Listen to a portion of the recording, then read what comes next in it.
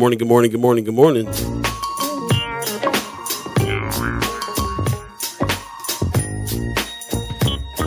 Ooh, First Sky Omaha Check, Radio, check, First Sky Omaha check. in the morning. In the morning. Hey, Hey. Fold check, homie. a 1-2, a 1-2.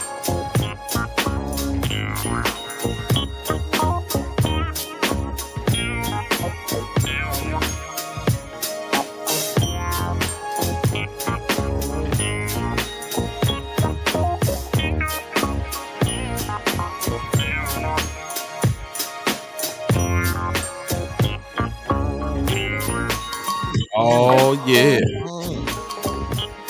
check, check, check.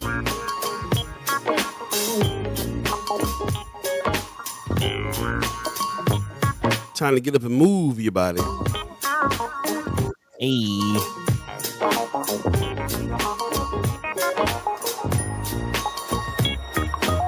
Come on now. Get over the hump, y'all. You know what day it is. Hump day. You guessed it. You was right.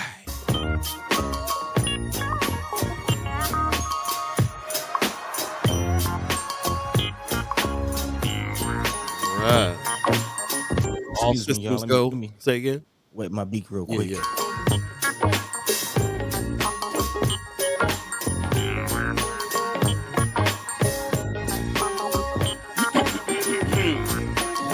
Me. Yeah, gotta get that right. Gotta get it buttery. Hey, good morning, good morning, good morning. Welcome to a fresh edition of First Sky Omaha Radio, First Sky Omaha in the morning. In the All morning. be the dove, Buddi3 Da Gawd. All of you chat chimers, ghost listeners, radio listeners. It is Wednesday, June 14th, 2023. Good morning to you. How are y'all doing this morning? I see it. I see y'all in the chat already. What's going down? Man, coming in bright and early. That's right. Pops gives us a good morning, one and all. What's going on, Pops? Hey. Kimara Snipes says good morning, y'all. She's on early this morning as well. Yeah. She will be a special guest on the show today. As a matter of fact, our last conversations with Precious and Kimara this season will be happening today. So shout out to them as well. Also, Leah Keister says happy Women's Wednesday. What happened to my yays? Man, yippee yo's, yippee yays. Okay. She got a little just a flat happy Women's Wednesday. All right. All See right. how it is. Kimara Snipes says, good morning, Pops. She says, she's saying hello to everybody. I like that. That's what's up. Yeah. Appreciate you very much. Christy Nora on the chat says, good morning from YouTube. Kimara Snipes says, how y'all doing? Doing all right. Doing all right today. Not too shabby. Went to, well, we'll talk about it in a minute. I want to keep on with the good mornings. Wanda Lewis said good morning as well. Hey. Kimara Snipes says she's making her smoothie before she heads to the headquarters. That's what's up. Getting ready for the morning. Appreciate that. Also, Amy H. Dot says, good morning, fam. Good morning as well. Welcome this morning. Definitely want to talk to you about a few things. We finally got a date for the Chimers KickBack we're going to talk about.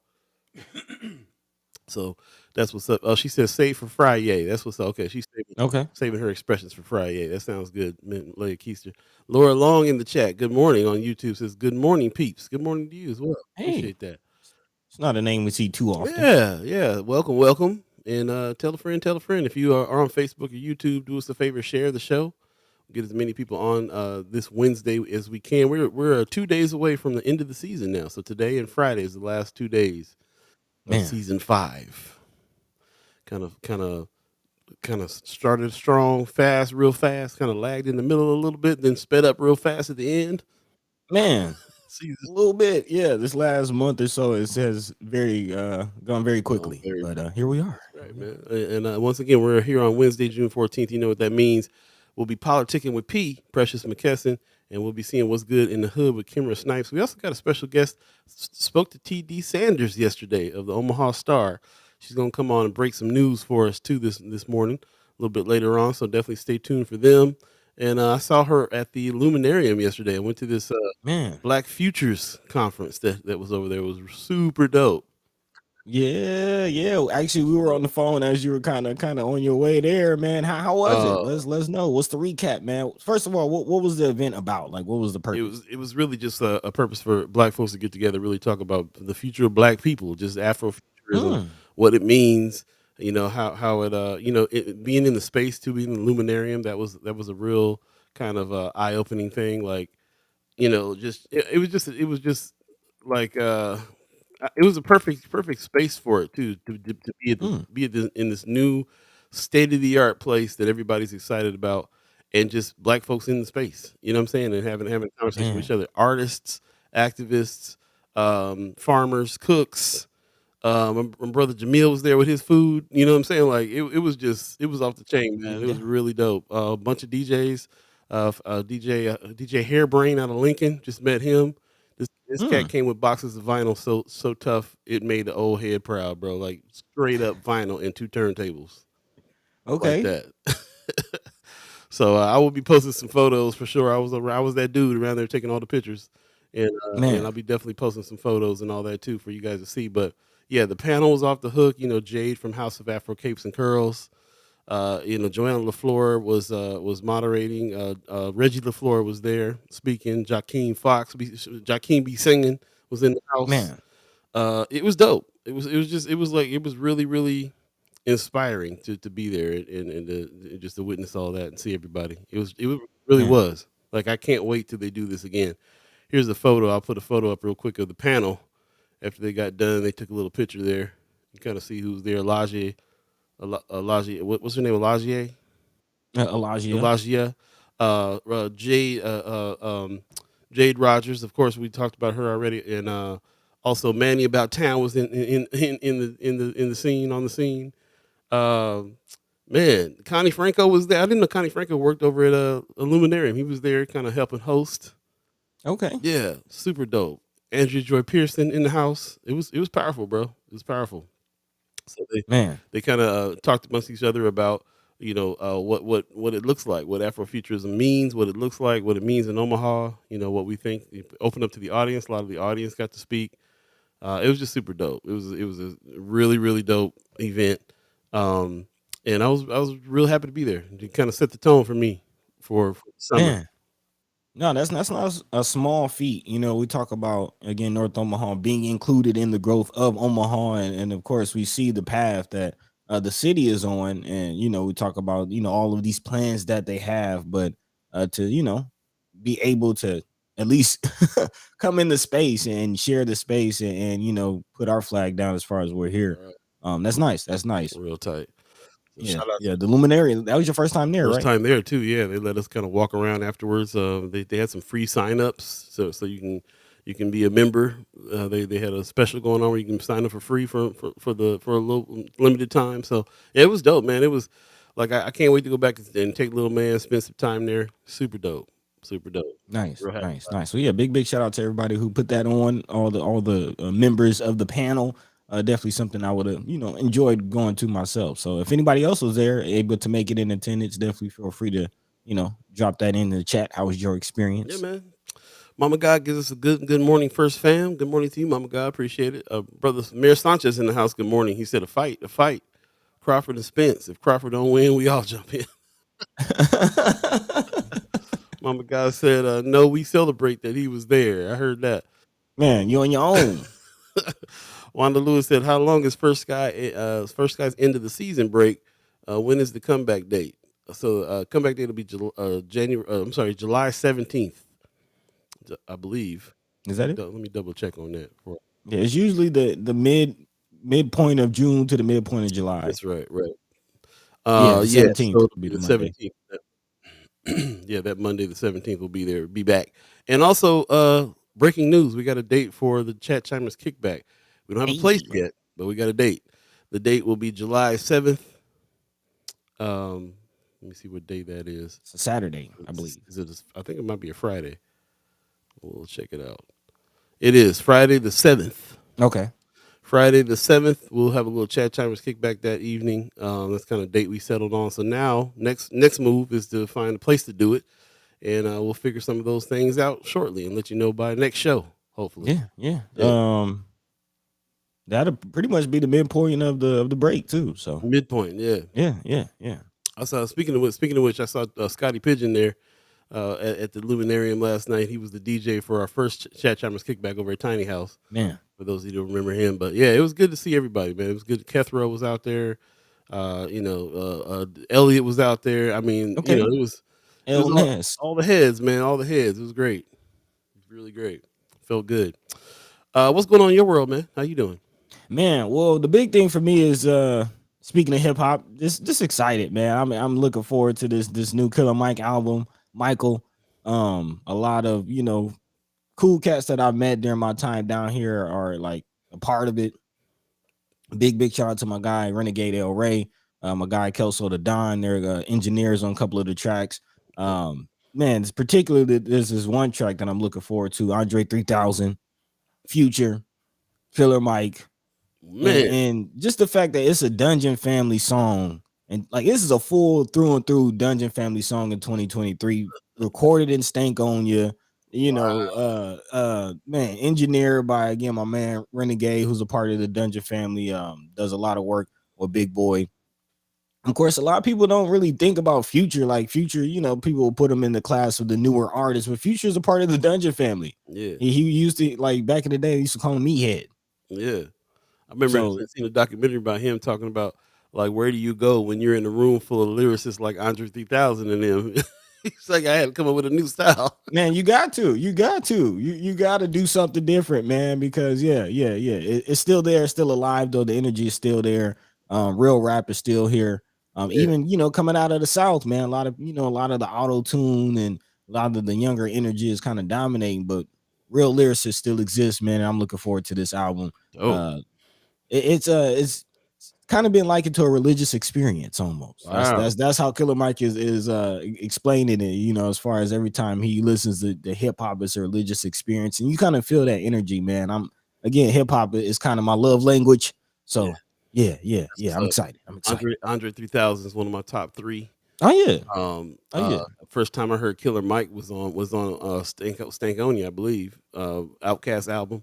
So yeah, Mm-hmm. like you said, straight up Dungeon Family track again. I'm Yeah. excited to hear it. Can't wait. Yeah, man. Yeah, man. Good music is still alive, man. So I'm definitely here for it. It just, you kind of think of like when the Kendrick Lamar Damn album dropped, Yep. it kind of feels like a moment. You know what I mean? And I'm embracing it in the middle of that moment right now in the city. Yeah. So yeah, look forward to this drop. And it's interesting, like a lot of people who know who Killer Mike is now, they know him for his political stance on things. Mm-hmm. The fact Mm-hmm. that he's an outspoken political, leader, really, and so the it all comes from the whole hip hop. It comes from hip hop for him. You know what I'm Yeah. saying? Like that's the so he's like the most premier hip hop activist right now in a big way. I Which mean, the same for us, man. Like we're all in that same energy. Like that's for me, that's part of the reason what going to Napa meant, last year, and seeing Black Star reunite as Black Star on stage for the first time in many years, and knowing how politically active Talib is. You know what I'm saying? And just being a part of that energy, being a part of that spirit. That's what First Sky is. Like we're a couple of, hip, like you the same age as hip hop. I just told you hip hop is my love language, but we're here talking about politics. We're here talking about the community. We're here talking about the people, and that's what it's yeah, about, man. It's the same energy, the same spirit, and I'm dwelling in it. I love it. I love it. We will talk about a few of those things today. We only got a couple headlines because we got a lot of guests today, but a couple of things we will talk about. Buddy, you mind running down a few things before we get the show? Yeah. We'll definitely, continue talking about whatever's going on in your world. So definitely feel free to drop that in the chat. But we do have some politics and things to get into. Continuing our conversation on housing, especially for the seniors, man, and any of our elderly loved ones out there looking for housing. It may be a struggle. So we'll kind of dive into exactly what that picture looks like. And hopefully, come up with some solutions and some resources for the people out there, because that's really what this is all about. We're not just here to complain, but get down to the bottom of things. You understand? For sure. Also moving forward, looking at Black Votes Matter tour. Big shout out to brother Preston Love Jr. Doing it for the future, man. Doing it for the babies. Again, this is all about our history. If you don't know where you've been, then definitely don't know where you're going. And it looks like they will be taking off here pretty soon, this Sunday. Yeah. Get ready to launch. The Black Votes Matter tour will leave from Omaha Sunday, going to Memphis. If you're not familiar, this tour kind of follows through the footsteps of the civil rights movement, going to several areas. Again, Memphis, Tennessee, Jackson, Mississippi, Tulsa, Oklahoma, Yeah. just to name a few. Also, it'll be a few college tours along the way. Yeah, we'll talk about it. So again, a lot of good information. So yeah, we'll definitely be diving into that. Big shout out to brother Preston Love Jr. Also looking at what's going on with local police. Again, we're definitely talking about the police departments and their use of body cameras And this seems and just cameras controversial. in general. So Right. I'm sorry. I said it seems to be a controversial subject now. So we'll see what's up with that. It kind of seems like it Yep. always has been, really, as far as just the even since the beginning of the implementation of body cams Very and true. certain forces using them, blocking them in certain incidents. Yep. So yeah, we'll definitely get into that. And as I mentioned, as always, if there's anything on your hearts and minds, feel free to drop that into the chat. Sister Kimara Snipes in the chat as well. Speaking of that, definitely looking forward to speaking to her. For sure. And also Preston McKesson. So just about 16 Yep. minutes into the hour. Let's go ahead and get this thing started. Let's do it.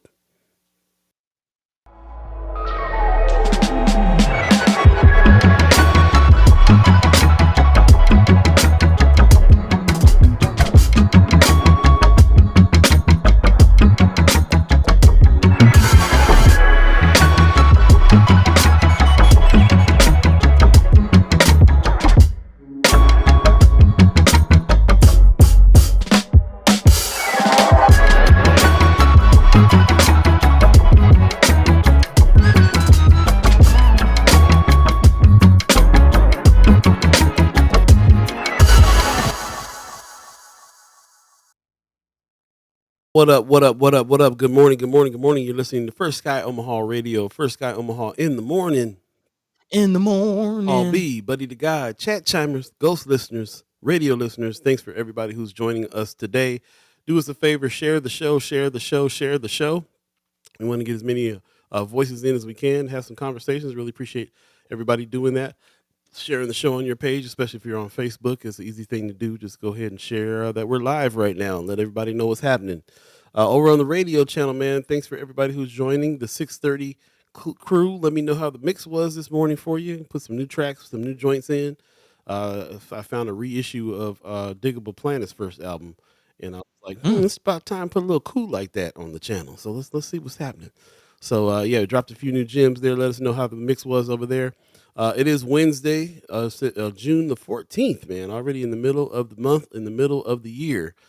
And, Man, middle of the middle. yeah, the middle of the middle, in the Midlands. So what's going down? We really appreciate it. Of course, you know that we'll be politicking with P today, seeing what's good in the hood. Precious McKesson, Kimara Snipes, and hopefully special guest TD Sanders will be on a little later on to talk about what's going on with the Omaha Star. So really appreciate everybody joining us. A little earlier in the chat, let's see. Mama God asked, "Are you looking for inside or outside venues?" Good question. It might be a little warm on July the 7th. We'll see. We'll see. I kind of want a place we can do both, kind of be indoor and outdoor. Would be good. Be good to know. Good to find. So yeah, let's see what's happening. I was going to try to do it at the Benson Theater, but there's already a show happening on that day. So and plus, I kind of feel like, man, the kickback. I kind of want to barbecue up or something. You know what I'm saying? Like, I kind Really? of feel like I want to be half indoors, half outdoors. See what's happening. So Fire up the grill. yeah, man. See what's going on, man. You know, I know Mayor Sanchez was talking about coming through this time around too. So yeah, we're gonna have to call a couple people and see what's going on. Smoking Doja and them and see what's happening with the wangs and things. Or we'll see what's up. We'll see Okay. what's up. Some food that day might be good. Kimara Snipes says, "I can't explain the joy I felt being in Houston while Scarface was running for office. Man. Hip hop in the office now, bro. In the seats. You know what I'm saying? Like even just running, and it is a special feeling when you see like hip hop heads, especially from our youth, getting older and doing the same thing, man. Hip hop is hip hop, and it's always gonna be hip hop. You get a little older, you start to look at some things around you, like, man, we kind of need to take this spirit and make some change happen here. So it's Yeah. always encouraging to see like older, or like like the OGs, Scarface and them running for office and all that. It's pretty dope. Man, I mean, hip hop it was a political response to a political movement. Like the schools were being stripped of programs. Yeah, You know what I mean? So they started making music in the streets. what it is. right. That's the energy. Tony Johnson in the chat. Somebody needs to remind Okay, you already. I'll tell you what. Call Preston and say what you need to say to Preston. That's what I would suggest you do on that one.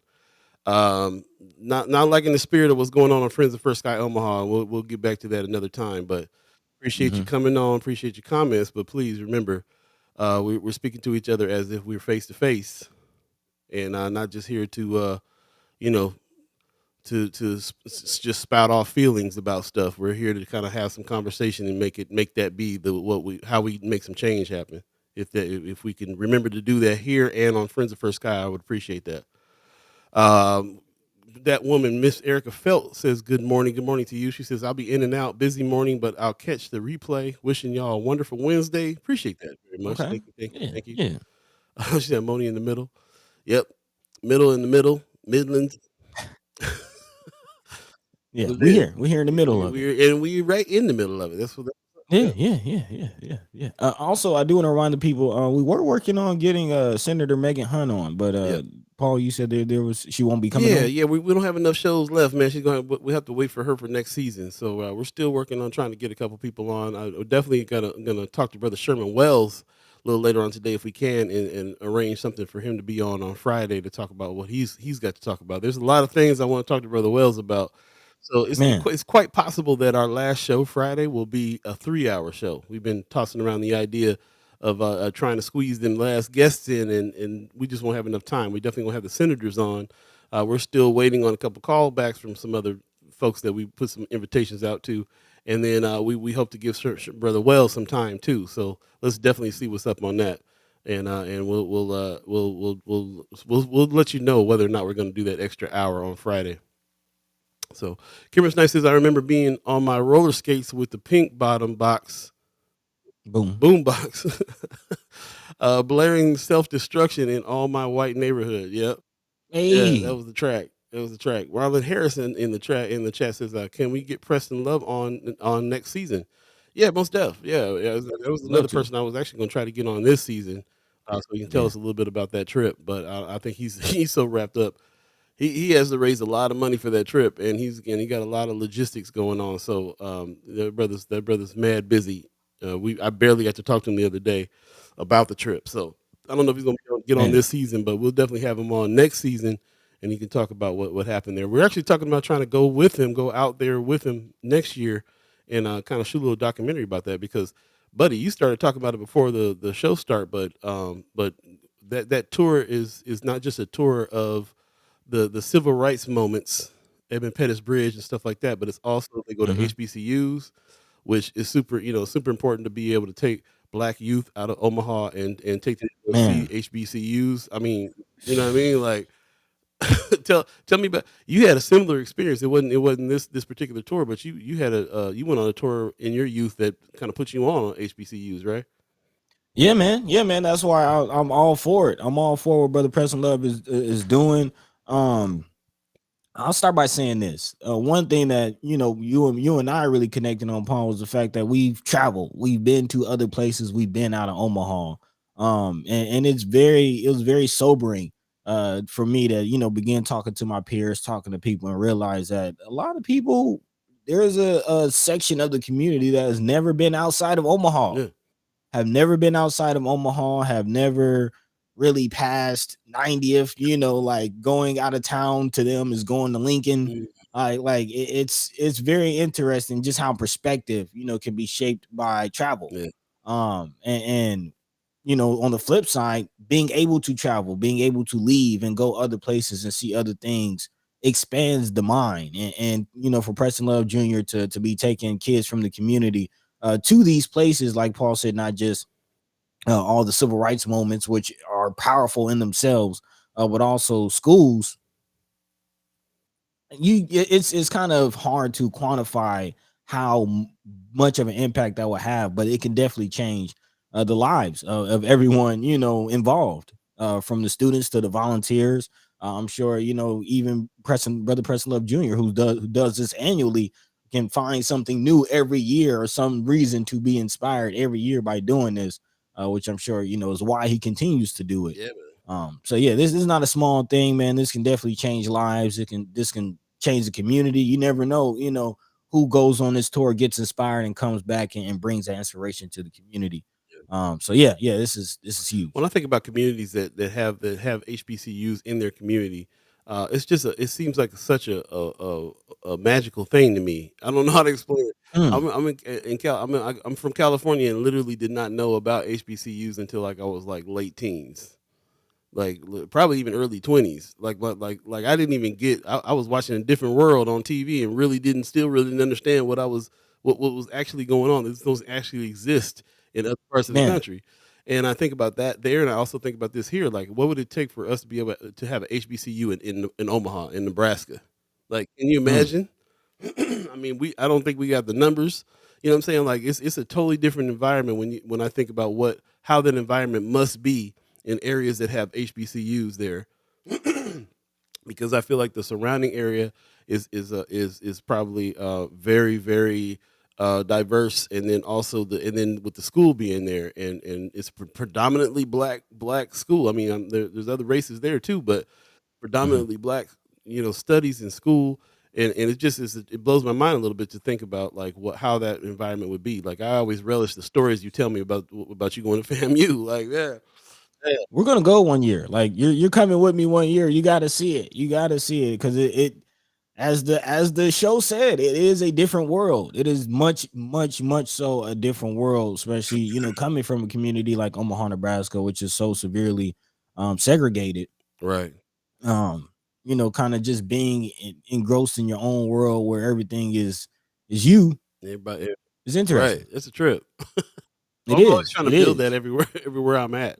We were doing like what we were calling black people parties in Hawaii all the time, man. Like just Mm. gathering up folks to be able to just kind of vibe, So yeah, it's a trip. It's a trip. I can't imagine it. So I think it's such a great thing to be able to take. If I were to start a nonprofit, and I talk about this often, if I were to start a nonprofit, it would really be to take young black men out of Omaha to go see other places and how other people live. And that's just a thing I would do in any state. As a matter of fact, in my home state, in every state, in every city, there's always groups of people that never leave their city. There's always Hmm. groups of people that don't get the perspective of traveling out. And it's a very special thing. So I think it's interesting. I appreciate what he's done. When I talked to him the other day, he kind of gave me an idea of the kind of loot he has to raise for this. It's a lot to Man, take two no, it's bus not. full of people. It's not a small undertaking. Let's go ahead and go through it, Yeah, man. Let's go into the article really quickly because they are about to leave. So big shout out to all the students and volunteers who are embarking on this year's tour.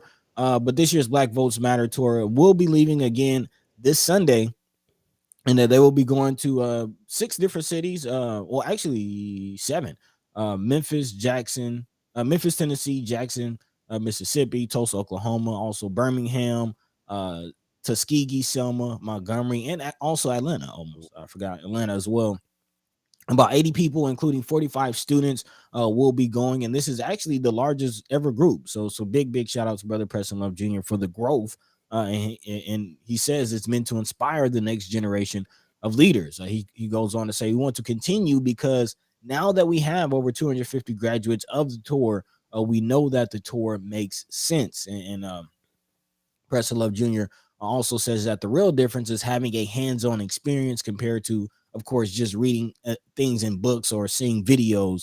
Actually being in these places and kind of embracing these events, it's transformative. I'll say that myself. The tour's focus this year is economic issues. Next year, the group hopes to bring along more people from the local business community, and hopefully, we will be a part of that. But again, a lot of perspective, a lot of information. uh Man, just a lot of experience coming from this tour. I'm was looking forward to maybe being able to do it this year, but hopefully we'll be able to pull it together next year for us to go, because this is definitely something I want to document. yeah, it's And I do want to give a shout out to the Upper Bound, which is the organization I think you were referring to mhm. earlier that I was a part of. I've never went on this tour, but I was in Upper Bound, and they took us on a lot of tours. Every summer they would take us to a different place. And just being able to see that stuff, man, just being able to get out of my community, get out of my neighborhood, get away from some of the influences that I had, and do something different. just even that, is something big. We talk about it enough. Uh, these children don't have much to do in the community, Yeah, so really anything that they can do is a plus. that's real, man. I keep every time I hear about Upward Bound, it's like a positive. Everybody's Oh very yeah. positive about it. I think I used to talk to Tim Clark about Upward Bound all the time, and the effect that it had on him and stuff. That's what's up. I really really appreciate that. I like you guys are talking in the chat real quick. Brother Sanchez, Mayor Sanchez is saying one reason to join the military: see the world and other cultures. I'm sure it's a big draw for the military life. Anybody who I spoke to, or who I know, that's been in the military, that's one of the big things that they kind of speak up to. Like, yeah, man, I was able to see the world. I was able to see things. I was able to meet people. That's actually kind of the biggest thing that I hear is the people you meet and the places that you go in the military. Yeah. Miss Erica Phelps says, I grew up in Portland State University campus in the 70s, but I knew about HBCUs when I was 12. I thought they were all down south though. Yeah, I did too. Nope. Nope. She also said incredible opportunity. Last year, one of my white clients celebrated Juneteenth by taking Mr. Preston Love's North Omaha tour and brought me an autographed book from him. Nice. Interesting. Okay. Okay. Yeah, that's what's up. That's something else I'd like to throw out there to the chat too. I've been talking to a few friends, black and white friends, about the celebration of Juneteenth. I'm hearing a lot of black organizations that are celebrating and doing things, saying this is for us. If you guys, if you're not black and you want to support, then maybe support monetarily or something like that. But like, don't necessarily come out trying to celebrate. I'm actually seeing some black organizations say that just real blatantly. Enjoy the day off, but let's not make this, let's not lose the idea about what this is all about. So yeah, I kind of want to put that out to the chat too. How you guys feel about that? How you feel about other entities, other races coming in and celebrating with y'all as far as that's concerned. I like what Miss Erica Feld is saying here about this one friend that decided for Juneteenth she was going to take Preston Love's North Omaha tour. That's what's up. That is going on too. He does that on a pretty regular basis. He's got a bus and does these North Omaha tours, and it's he doesn't do real deep dives into each space, but he'll give you an overview, especially if you don't know anything about it. And I think it's a valuable thing that he's doing, and also I think that's one of the ways that he raises some of the funds in order to get to doing these yearly trips. So that's what's up. Mama God in the chat said, Buddy had many scholarships and options, and was more interested in Ivy even after I pushed for that to be an option to explore. He went on tours, and that was his only choice. I didn't know that. I sent an Omaha chosen black kid to FAMU and experience him blossom and transform into the young, grounded black man you know today. It has been a pilgrimage for Buddy. Love that comment. That's what's up, Mama God. Man. Yeah. Appreciate that. Appreciate that. Like I said, man, change your life. Change your life. Introduce you to new things. Tanaya Patterson said, fellow upward bounder. Oh, hey, okay. Yeah. Also, Ariel's 402 is saying 214 subscribers. He said, hit the like button. Appreciate that very much. Yeah, if you're on YouTube, hit the like button. Wanda Lewis says Preston has a public speaking event this Saturday at the Fabric Lab from noon to 3 p.m. during Juneteenth, along with all the other festivities that will be going on along 24th Lake Street corridor. I'm glad to hear that. I saw him post something and I was like, man, he's gonna do a Juneteenth thing too with all this other Juneteenth stuff going on. So I'm glad to hear that it's part of Joy Fest, part of the what they're doing at the Fabric Lab, and all that too. So that's what's up. Also, I really love the fact that Brother Love works with the Fabric Lab, the younger groups that are doing stuff that are on the block right now, trying to make some change and make some things happen. He works with them pretty extensively and does stuff with them. So shout out to him for that. It's all about the collaboration for us. So yeah, love that.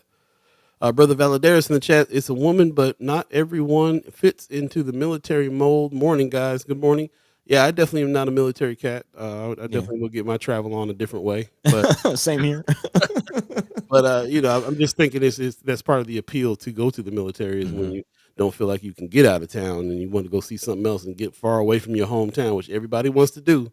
Yeah, I got friends that went to Hollywood High School, live in Hollywood, California, and was still like, I got to get out of this town. When man, I mean, everybody wants to see their hometown, bro. Everybody needs to get out. It's the same everywhere you go, man. It's the same everywhere you go. Yeah, But yeah, that is interesting. That's actually one of their like that's like their main recruiting tool is yeah. talking about the travel as far as the See the military world. goes. Want to see the world?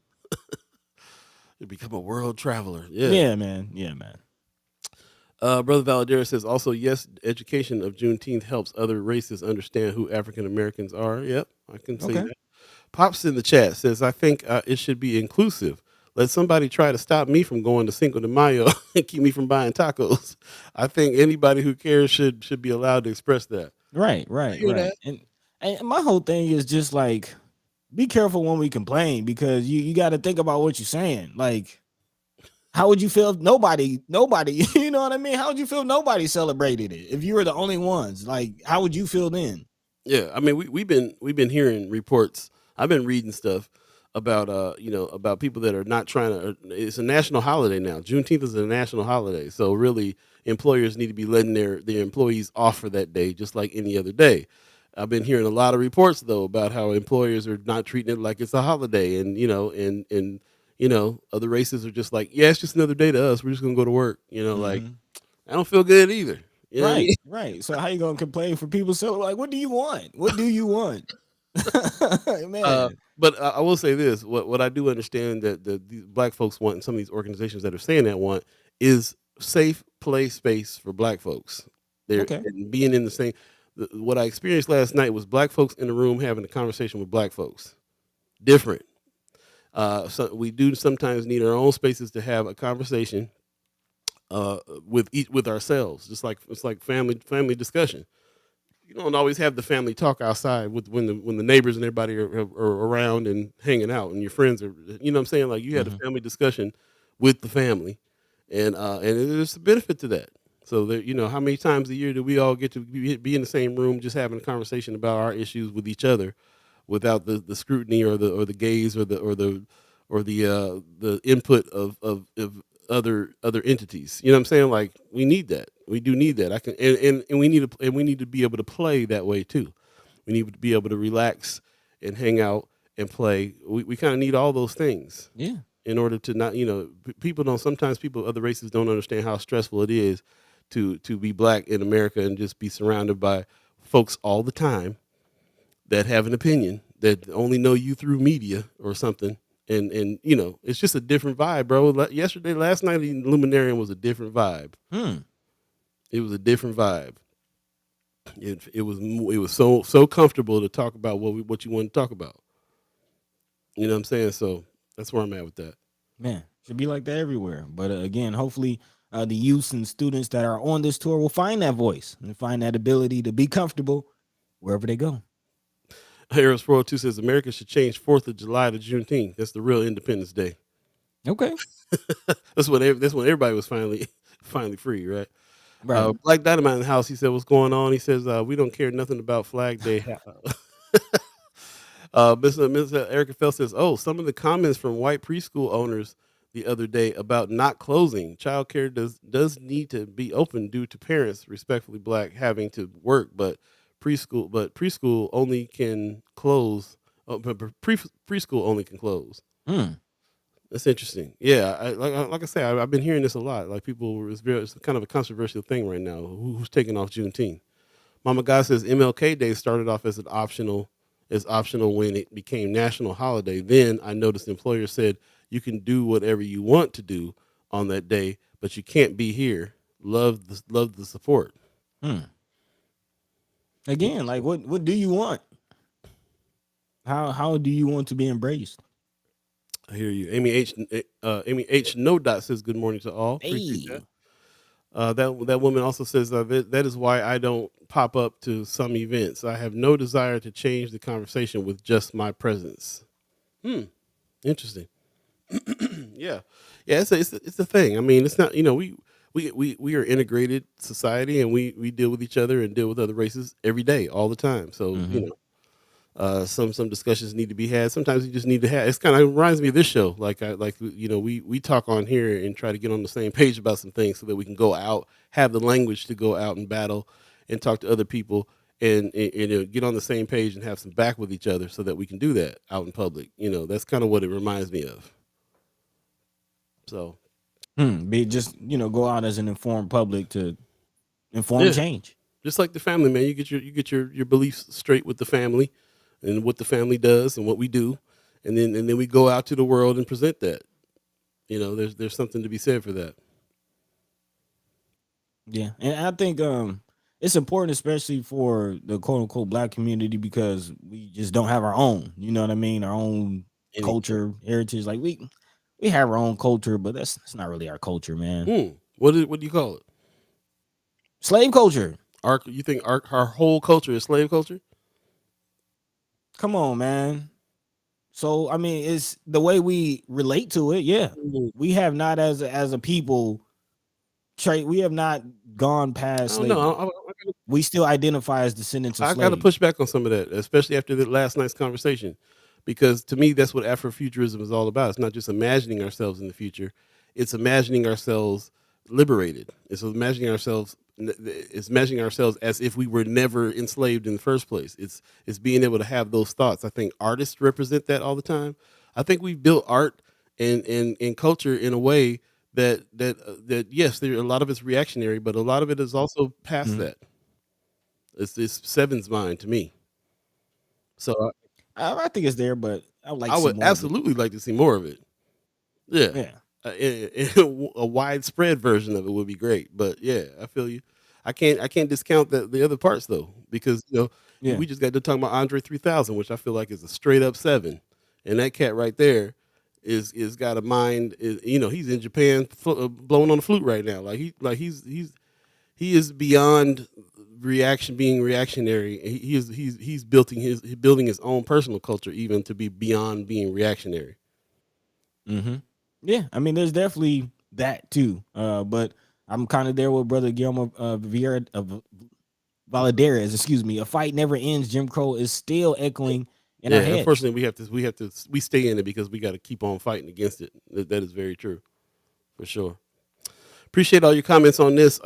We were talking a little bit earlier on Tony Johnson. I didn't want to really jump into this subject, but you were asking about what happens when you reach out to some of these leaders and they don't respond.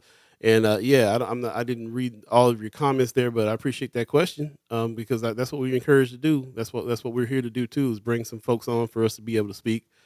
But yeah, I don't know. I'm not really sure. I reach out to Brother Love all the time and talk to him all the time. So I don't know if what the deal is with that. If there's, we try to intentionally put something together here to where people feel comfortable enough to come on and be able to talk and ask some questions, hmm answer some questions, and that type of thing. And it could just be our style of communication that way. I'm not sure. But yeah, I don't. It's I know it's frustrating when you want to get some answers about something, you're reaching out and nobody's really responding back. So yeah, we're here to try to help that. To be honest with you, so like Yeah. we definitely have brother Preston Love on. If you're on the show when that happens, you can speak to him directly, and ask the questions. So yeah, we'll keep on working on that because that's kind of one of the reasons why we do this. Marlon Harrison in the chat says, I don't mind other races coming to Juneteenth celebrations as long as they respect the spaces that they are in. Yeah. With that, I talked to Jade Rogers, who's head of the Afro House of Afro Capes and Curls. She put on the steampunk party just recently. Said there's a lot of white folks that showed up for this one. A couple Hmm. families from Iowa. She was like, I would love to see more black folks. This was supposed to be about black folks in that era. This is what this is. What were we doing in the Victorian era? Like this is a celebration of that lifestyle. So, and I was like, yeah, but this got the word steampunk in it. And I know some white folks gonna show up. You know what I mean? Like, and sure Yeah. enough, and Yes. she was that's her organization. And she's like, this is supposed to be play and celebration for black folks. I don't hmm mind other races coming on through for sure, but I would love to see more black folks buy a ticket next time. So I was like, okay, yeah, that's what's up. Just understanding that she was like, I thought it was clear. I was like, hey, we had you on the show and we were trying to get it clear with it. Like, what exactly is the steampunk parties that you're having? You know what I'm saying? Like, so and we got some clarity on that. Understanding that we're celebrating, black folks in the Victorian era, and and now we know a little bit more. Like somebody even said that they were like, I learned more about the steampunk situation from that show. hmm So yeah, it's a matter of us like knowing our history and understanding that this is for us and understand and then showing up, supporting. Right, right. I mean, that speaks to why the work that she's doing is important. I don't think she should stop doing it. Absolutely. There's yeah, you gotta continue to challenge the people to see themselves in a different light, other than the light that they're told to see Yeah. themselves in. Mama God said, I see both viewpoints of Buddy and Paul, but I learned more on this side of the vast majority of our people are not woke and go through the motions. Talking about when we're going back and forth about Hmm. whether or not we, whether or not we have culture. This show is designed to reach out for more to be aware of who we are and where we need to go. Yeah, we definitely haven't taken that stance that this is only for black folks. This is about black culture. We're Hmm. addressing black culture in Omaha, especially. Tying in what's going on around the world and figuring out how to reflect that back to the black community here, for sure. But it's also we've also taken that approach too, where we make sure that when there's other people that are not in that scene come on, they're actually able to learn something or be able to ask questions safely, or whatever needs to happen in order for us Hmm. all to get on the same page, because ultimately it is about us all. So we didn't really take that stance to say this is only for black, this is only a conversation for black people. I think there's a place for that. Matter of fact, the next one's going to be at the Malcolm X Memorial Foundation. They're going to do like that, black people in they call it black in the future, I believe, or black futurism, and they're going to have a part two of that at the Malcolm X Memorial Foundation. So another good conversation amongst the fam. Hmm. You know, Okay. yeah, there's definitely a place for that. Yeah, but there's also as far as this platform and what we're doing here, instances of us not only speaking to the black community, but we address the allies from time to time as well. Got to. That's what's up. Uh, Moving on. It's already 7:47. If you believe in the concept of Man, time, yeah, man. sheesh. It was just 8 o'clock. I literally, last time I looked at the clock, it was like eight oh Oh, you mean six. 7:06? Yeah, Well, 8 for well, you. I'm Yeah, yeah. yeah, yep. Time. Who believes in it? Who believes in the Time. concept?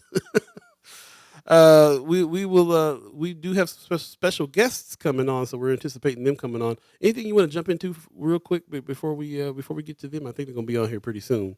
What do you think we jump into next? Let me scour through the chat real quick. Yeah, Mhm. I'm actually kind of looking at Tanara Patterson's Okay. comment. She says the reaction is often attacked.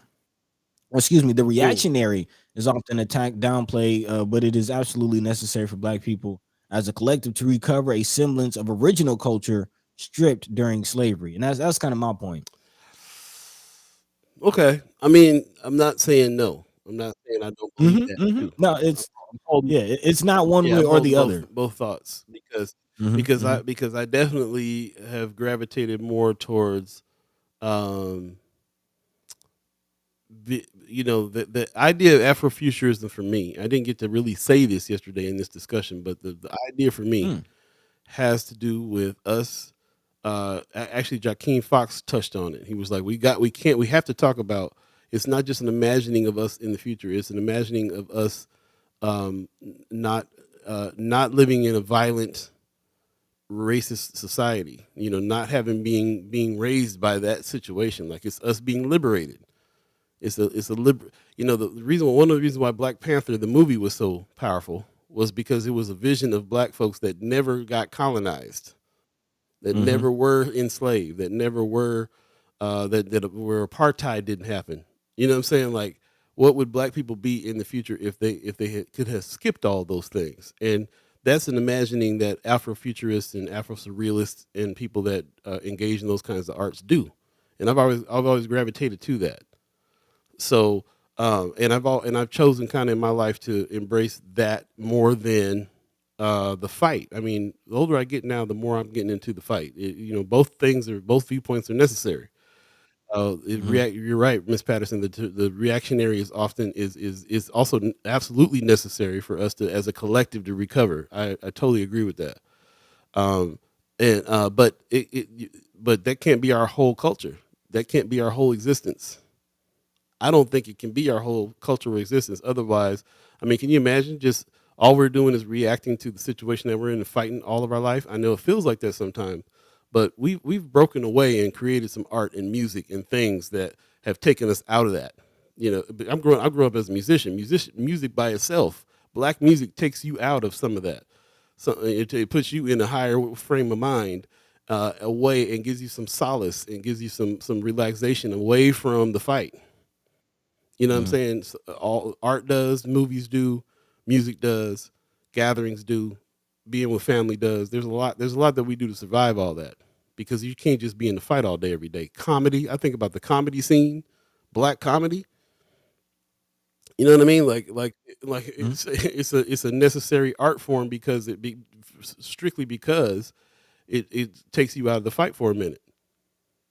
You know, you know, I just feel like as artists, we're definitely, that's kind of the reason for art for me, is that's where I'm coming from with it. There is absolutely this whole situation where we have to react and fight, but there's also the time frame we need to get away, speak amongst ourselves, relax, play, exist, without acknowledging any of that, with rejecting that premise. Anyway, so Okay. Fabric Lab in the house. yeah, Shout let out to me get off Fabric my Lab, by the soapbox. way. Fabric Lab in the house. Right on, right on. That's what's up. About creating what we want, not just what we need in the moment. Yeah. Mm. Boom. Thank you. I said all that just for them to sum it up in one sentence. 2 lines. Cheryl Weston is in the chat. We will talk about this a little Hey. later on in the HAPS section of the show. But yes, community attendance at street naming ceremony for Vivian Strong on June 16th, 2023, 3 p.m. and 21st at Clark Street. We will talk about that more when we get to a little later on when we get to the HAPS section and a few more things that's going on that we want to talk about for sure too. So appreciate that very much. We'll take a quick break and come right back. We got one of our special Yeah. guests in the wings, waiting to come on in and have some conversation. So stay tuned. We'll be right back. Once again, you're listening to First Sky Omaha Radio, First Sky Omaha in the morning. In the All morning. Beeee, Buddi3 Da Gawd, chat chimers, ghost listeners, radio listeners. Thank you for joining us today. Stay tuned. We'll be right back.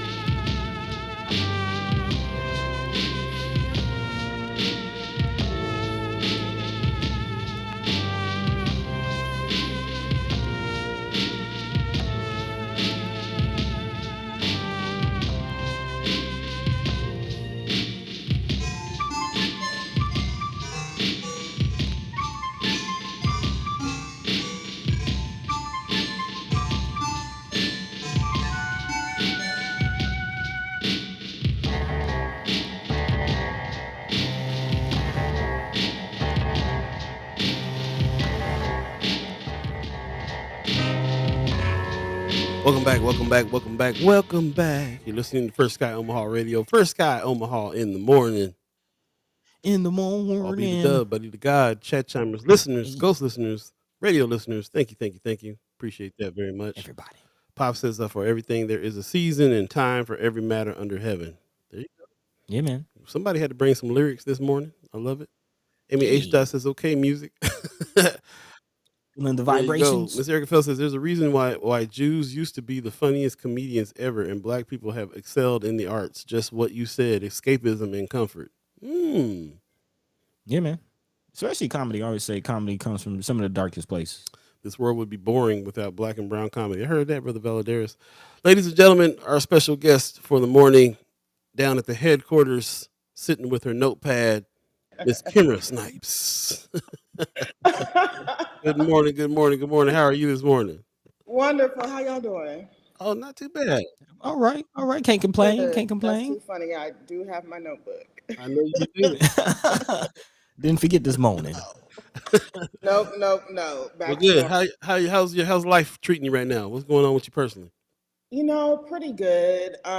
Getting much more comfortable in my position at One Omaha. Cool.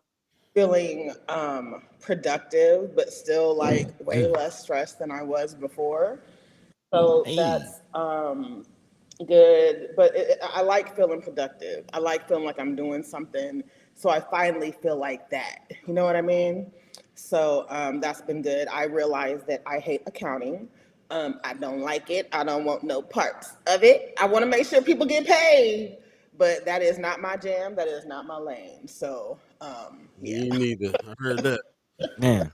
Yeah. But to hire somebody for that stuff for real. Yeah, yeah. So just getting ready for the weekend. Just again trying to be mindful of self care and boundaries. I have a funeral to go to on Friday Mm. for a friend of mine. Oh man. Again who had like a massive heart attack in her sleep. And so just it makes you just so mindful of just taking care of yourself. So trying to do that. Matter of fact, I'm going out of town next week just to relax.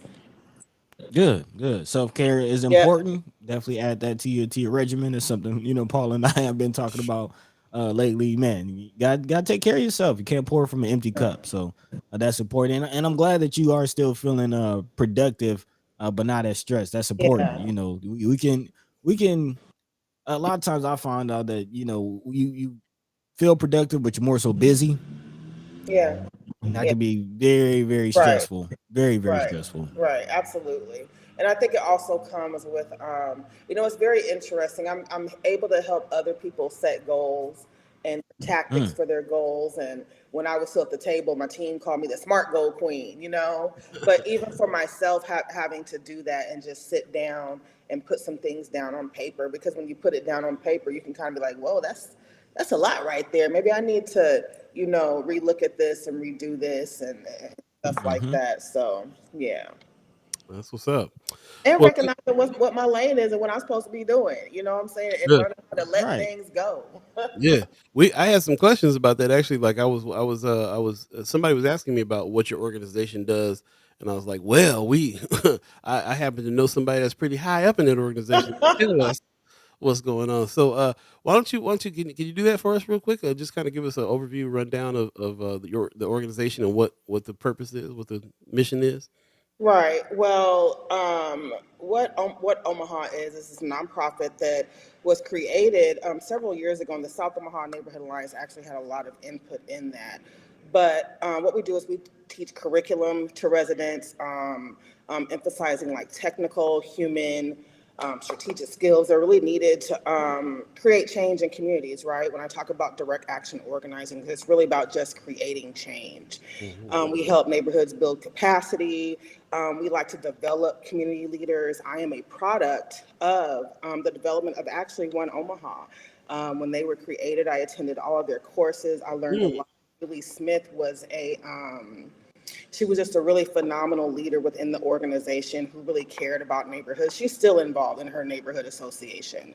We like to increase people's knowledge of like the city and how the city works and how to participate like in government decision making. Something I also learned through my involvement with neighborhood associations. When Omaha will also initiate and facilitate conversations, information sharing, partnership and action between like residents and the city of Omaha. And we also like to help residents secure funding from the Omaha Community Foundation and then directly disperse One Omaha mini grants. Mm. And something else that we do is also act as a fiscal sponsor. So I think to date we've had like 20 groups apply for fiscal sponsorship.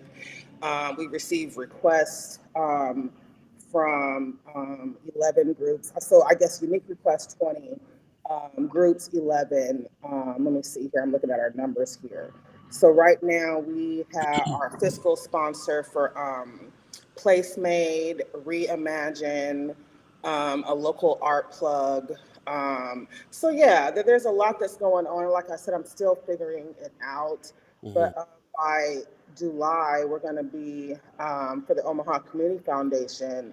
We there's they just released the grants they got, but out of those, we worked with H2O Collective, Kinship Refine, Brown Park, Melanin Market, and Placement too. So there's a lot of just guidance and direction when it really comes to this neighborhood work.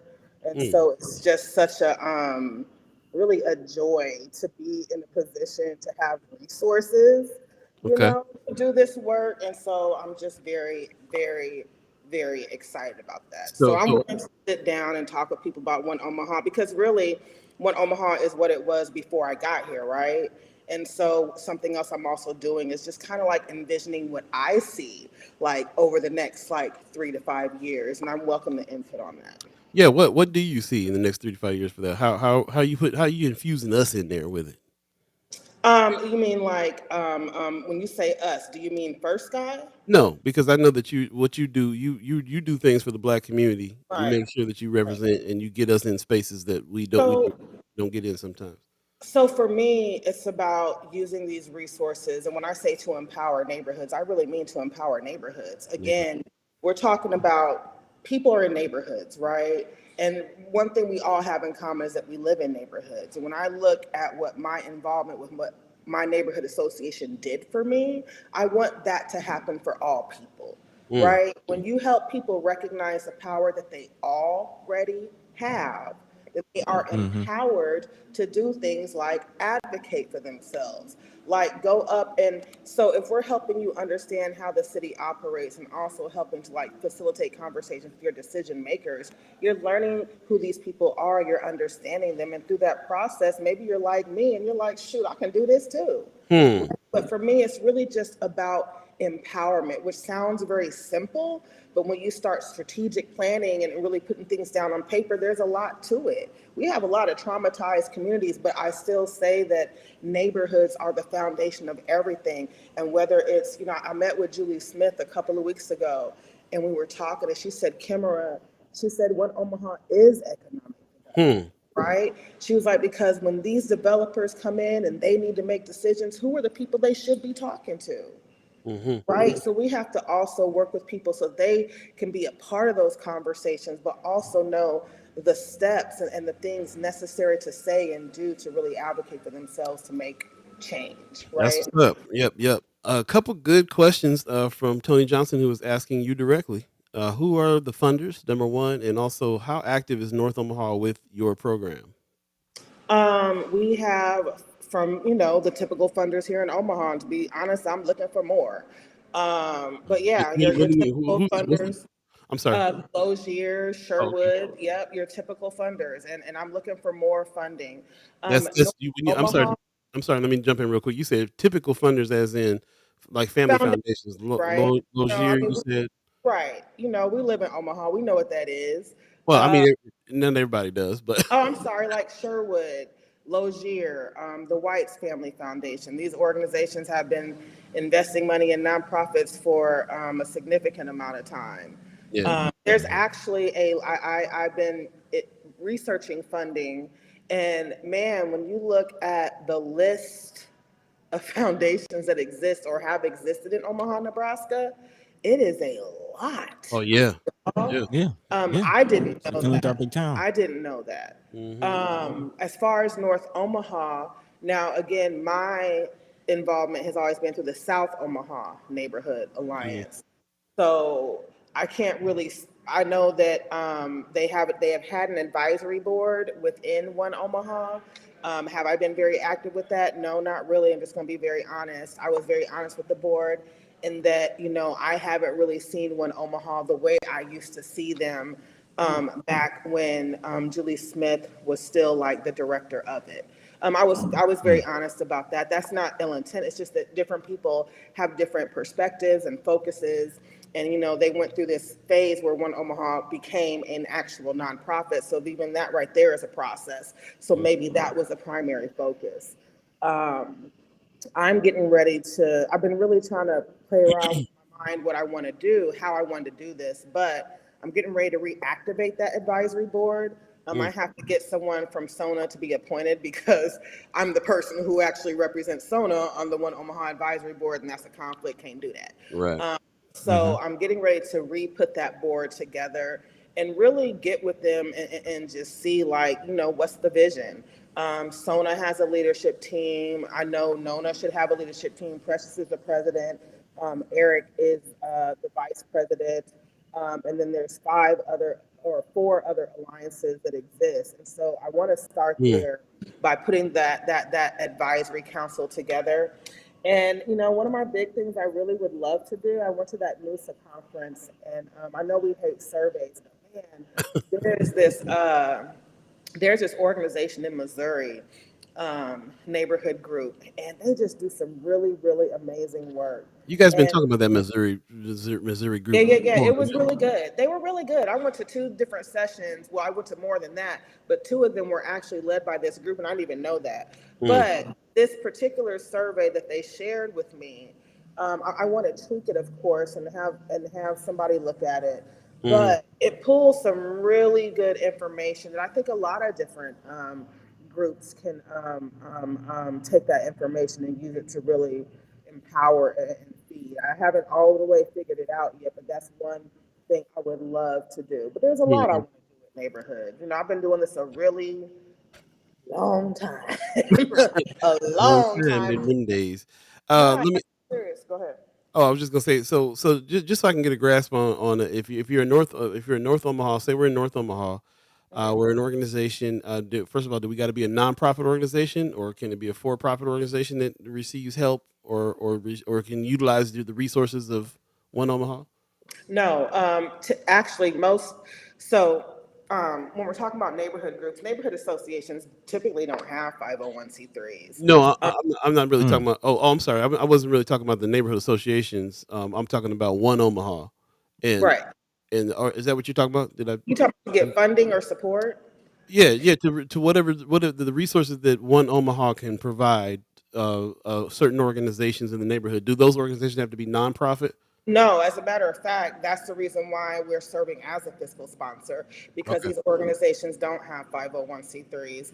And typically, Mhm. SONA also we act as a fiscal sponsor as well. Oh, okay. Um, South Omaha Mural Project that does all those different murals, we have fiscally sponsored them for a while because they don't have 501c3 status. Right. Yeah. Actually, like, the purpose is to be a support in that area, which is really an equity thing. And so that's one of the things I'm really excited about. I actually really enjoy that program because you're able to provide opportunity to somebody. Yeah. I mean, we can relate to that. We're a for-profit company. We chose not to be a nonprofit company, but we do sometimes receive nonprofit dollars. So we have to have a fiscal agent, and for those that are just joining us, the fiscal agent part of the program is where, if a foundation like Sherwood or somebody wants to donate to what it is that we're doing, and we're not a nonprofit, your organization can act as the nonprofit that receives those funds Right, and those that out there has access to those funds to give us. Right. right. And So, typically there's like a fee involved or something like that. But yeah. yeah, it definitely gets you access. That's what's up. And you also said you guys also provide some funding for some things too. So how does a organization in North Omaha or South Omaha approach one Omaha and say, this is what we're trying to do, this is what we need funding for? How does that work?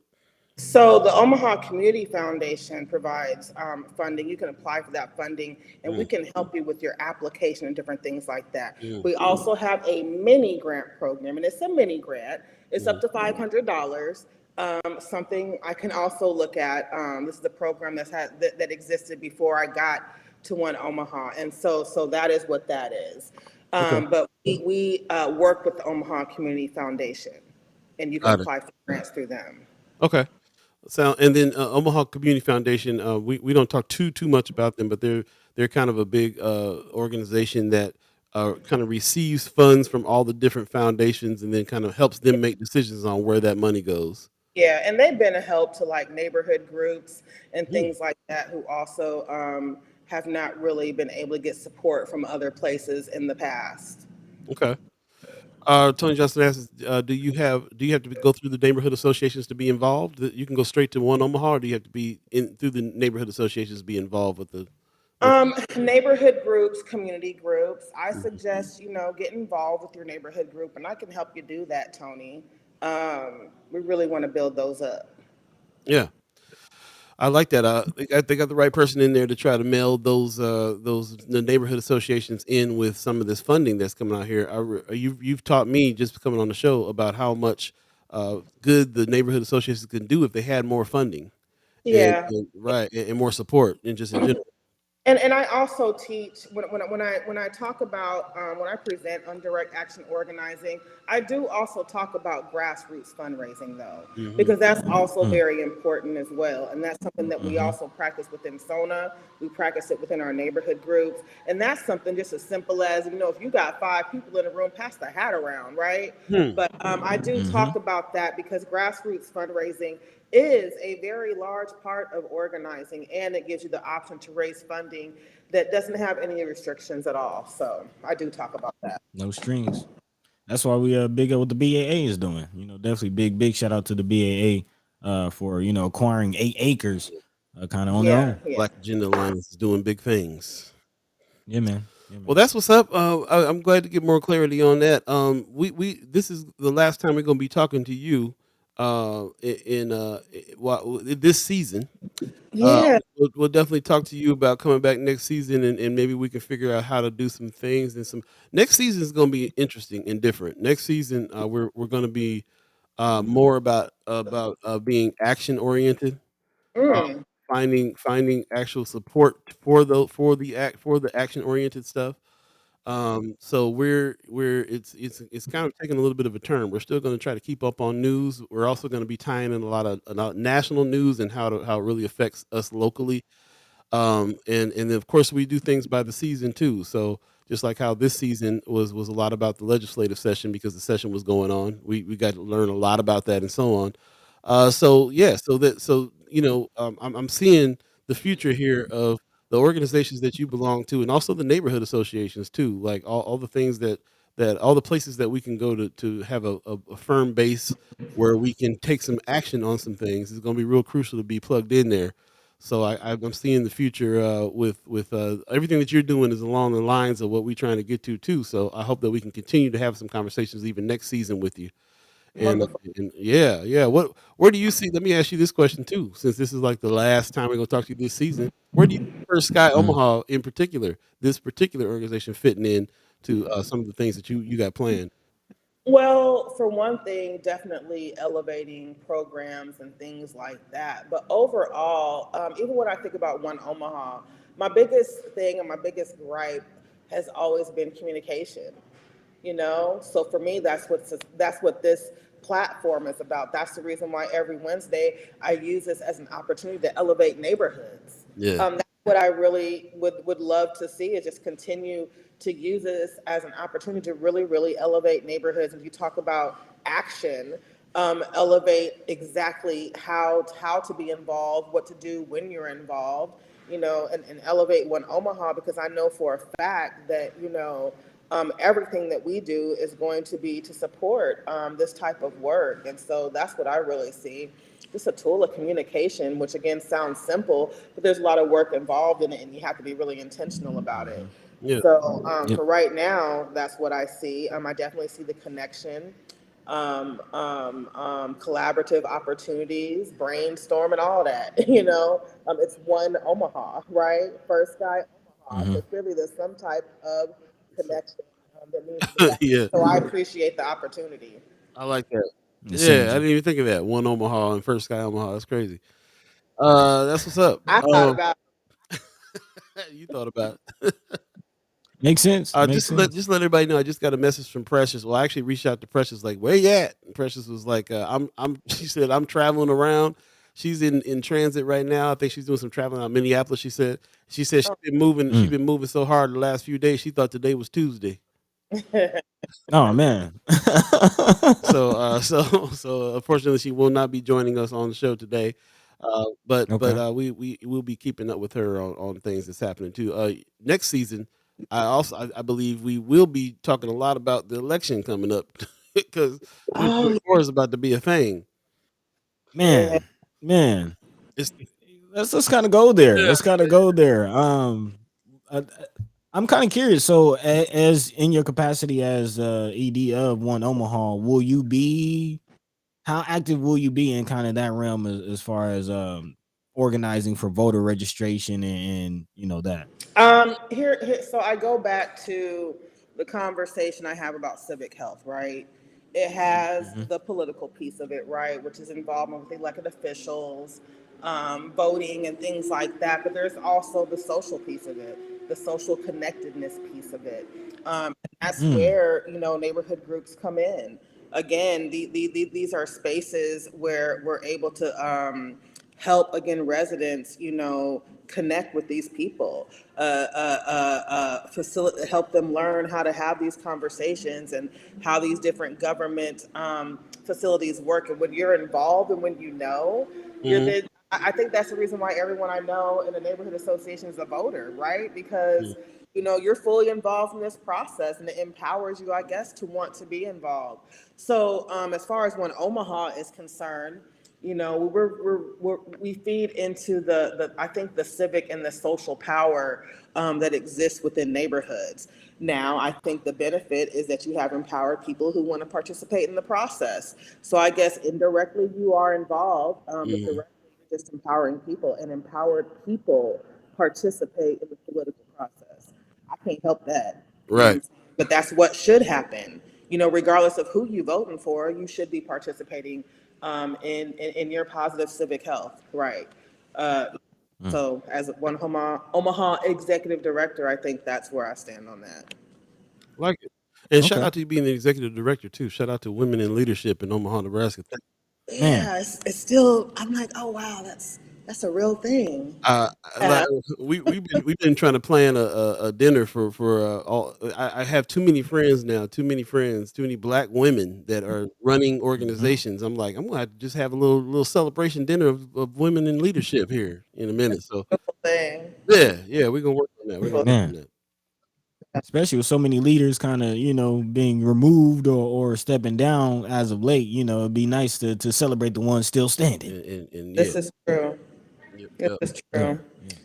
Well, What I you? guess when we have some other time next year, I can tell you about the bridge, which I never got to tell y'all about. But Yeah, we got a little time now. Just want to let people know it's 8:17 right now. If you believe in the concept of time, yeah. Since Precious is not on, we got a little more time with you. If you down to chill Yeah, for a yeah. minute. oh, We'll and go. shouts out to Precious.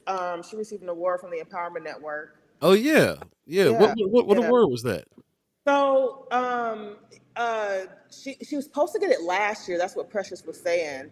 But it's for Mm. for working neighborhoods, her civic leadership in the community, Hmm. and so yeah, it's nice to have her recognized. That's And what's I'm up. glad they really did something like that. Neighborhoods need to be elevated.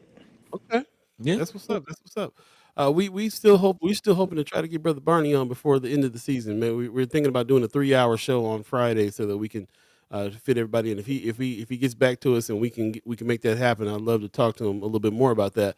But Yeah, and I was hoping to talk to Precious about this award today too. That's why I was really hoping for her to be on and her experience over there. Were you at that dinner as well? You were there, I right? was there. Yeah, I was Yeah. there all day. I was there for everything that happened that You day. you get to Yeah. talk to Magic? No, I don't get invited to that stuff. I said, dang, what I got to do to be on the list? You ain't got to be Man. invited. You got to bum rush the show. Go on and Oh man, no, no, they ain't gonna push no black women out. Go and walk no. in the door. I don't even know where the dough was. That's what I'm That part. saying. Like, That I don't part. even know where the dough was. I'm They ain't gonna like, tell you dang, where the like, door was. where was how did what did I miss? Was there a what happened? Nobody. I'd have I been was at the like, camera okay. like, look, what room is Magic in, right? What room is he in right now? Just I let, ain't get let, no let me text messages. Ain't nobody said Kimara. know. Okay. So can you give us a little teeny bit of run through about the day? What was the highlights for that Empowerment Network meeting? Well, got to watch five black men raise $75,000 over lunchtime. That was interesting Mm. to watch. Hmm. Magic Johnson got up and basically was like, "I'm gonna give away some courtside Lakers tickets, whatever game you want." It What? was like 15,000, 15,000. I was like, "Wow, there is some money in here," and it was very interesting. I had to talk with Wow. Leo Lewis. And Leo said, Magic really showed, there's money in Omaha. It's here. Mm-hmm. So that was Interesting. very interesting to watch. I had some great, I Mm. attended a great breakout session with Anna Barber. She is the Black woman who was responsible for the fundraising for the Smithsonian, the African American Museum down there in DC. Oh, Like, she nice. raised that money. Oh, She was on the tour bus. I was a guide for a neighborhood tour. She was on that tour bus. So it was wonderful to connect with a fundraiser like that. Her thinking about fundraising is just phenomenal. So wow. that was really good. It was a good networking opportunity. Precious and I did a breakout session on direct action organizing. We had a pretty good room, and I just that yeah, it was good. I don't even want to bring up the whole Willie time thing. I don't know if y'all heard about it, but Oh, Willie Mm-mm. is very I heard a little something. Some who we got to talk about it. I did see it all over the place here. uh, This is news to me. So yeah, you brought it up. What's the Some story there? context. Who said it? Who started so this? First of all, so in the morning it was supposed to start at 8 o'clock, and the mayor opened up, and it didn't start at 8 o'clock, mm. and she said something like, yeah, I like to joke with Willie when he's running late that, we're running on Willie time. And when it was said, I was like, Gene said it. you know, and here's the thing, like when we did our breakout Wow. session, someone from out of town, two people from out of town, one from the Department of Justice, they both brought it up in my breakout session. So that means a lot of people felt some type of way about it. Anybody So saying to Gene about it though? Did they? I said something to Keith, and I said something to Willie about it. So that's my role as an executive director of One Omaha. So yeah, it was culturally insensitive. Tony Johnson, were you there too? Were you there? Were you there at the meeting checking that out? I was asking Tony Johnson in the chat if he Oh, was there. Said the whole room Yeah, did. he says the whole room did nothing. Man, that's kind of. I don't know why I'm feeling a little shocked about that, but that's kind of crazy. yeah, yeah. I Gene. Oh man. Okay. Yeah. Yeah, That's I mean, unfortunate. Setting the I'm tone for the day. so the bridge, is yeah. the bridge. Yes. Have y'all Bridge. heard about the bridge? Haven't heard about the bridge. Nah, So have you heard well, about family resource centers? When Yes. you no. have a chance, Google family resource centers. They have them in Denver. I think they have them in Vegas. They have them in Missouri and other places. About a year and a half ago, I can't remember exactly, Bert Carr and Ann Ashford met with me to talk to me about this family resource center because they were going to be looking for an executive director. And so had conversations. I never really heard much after that. I'm not surprised. And so anyway, this bridge organization, I got pulled into a meeting last week or the week before. I don't remember. It was on June 6th. And I wasn't really sure like why I was there, to be very honest with you. But like Greg Immel from D2 was there, Carrie Pitt from the state of Nebraska, Akili Bannister, Ray Rose from One Mentoring Academy. And so Marion Fay, who was the executive director for the bridge, I think she used to be on the school board. But so basically, they're having a lot of meetings with different organizations. It looks like different organizations that work with youth. It's my understanding that the bridge is the ultimate goal in my mind is to keep kids out of the youth jail. And so it acts like as an organization to connect all the different resources available. But basically, they're having a lot of meetings. They're trying to develop a seamless way to communicate with all these different organizations that exist. They are going to have central navigators at multiple locations. They are starting with Project Everlast. They're going to have hubs in Northeast and Southeast Omaha, potentially a third learning center in Ralston or Millard. Each hub is going to have an advisory board. And so this is where y'all come in. Okay.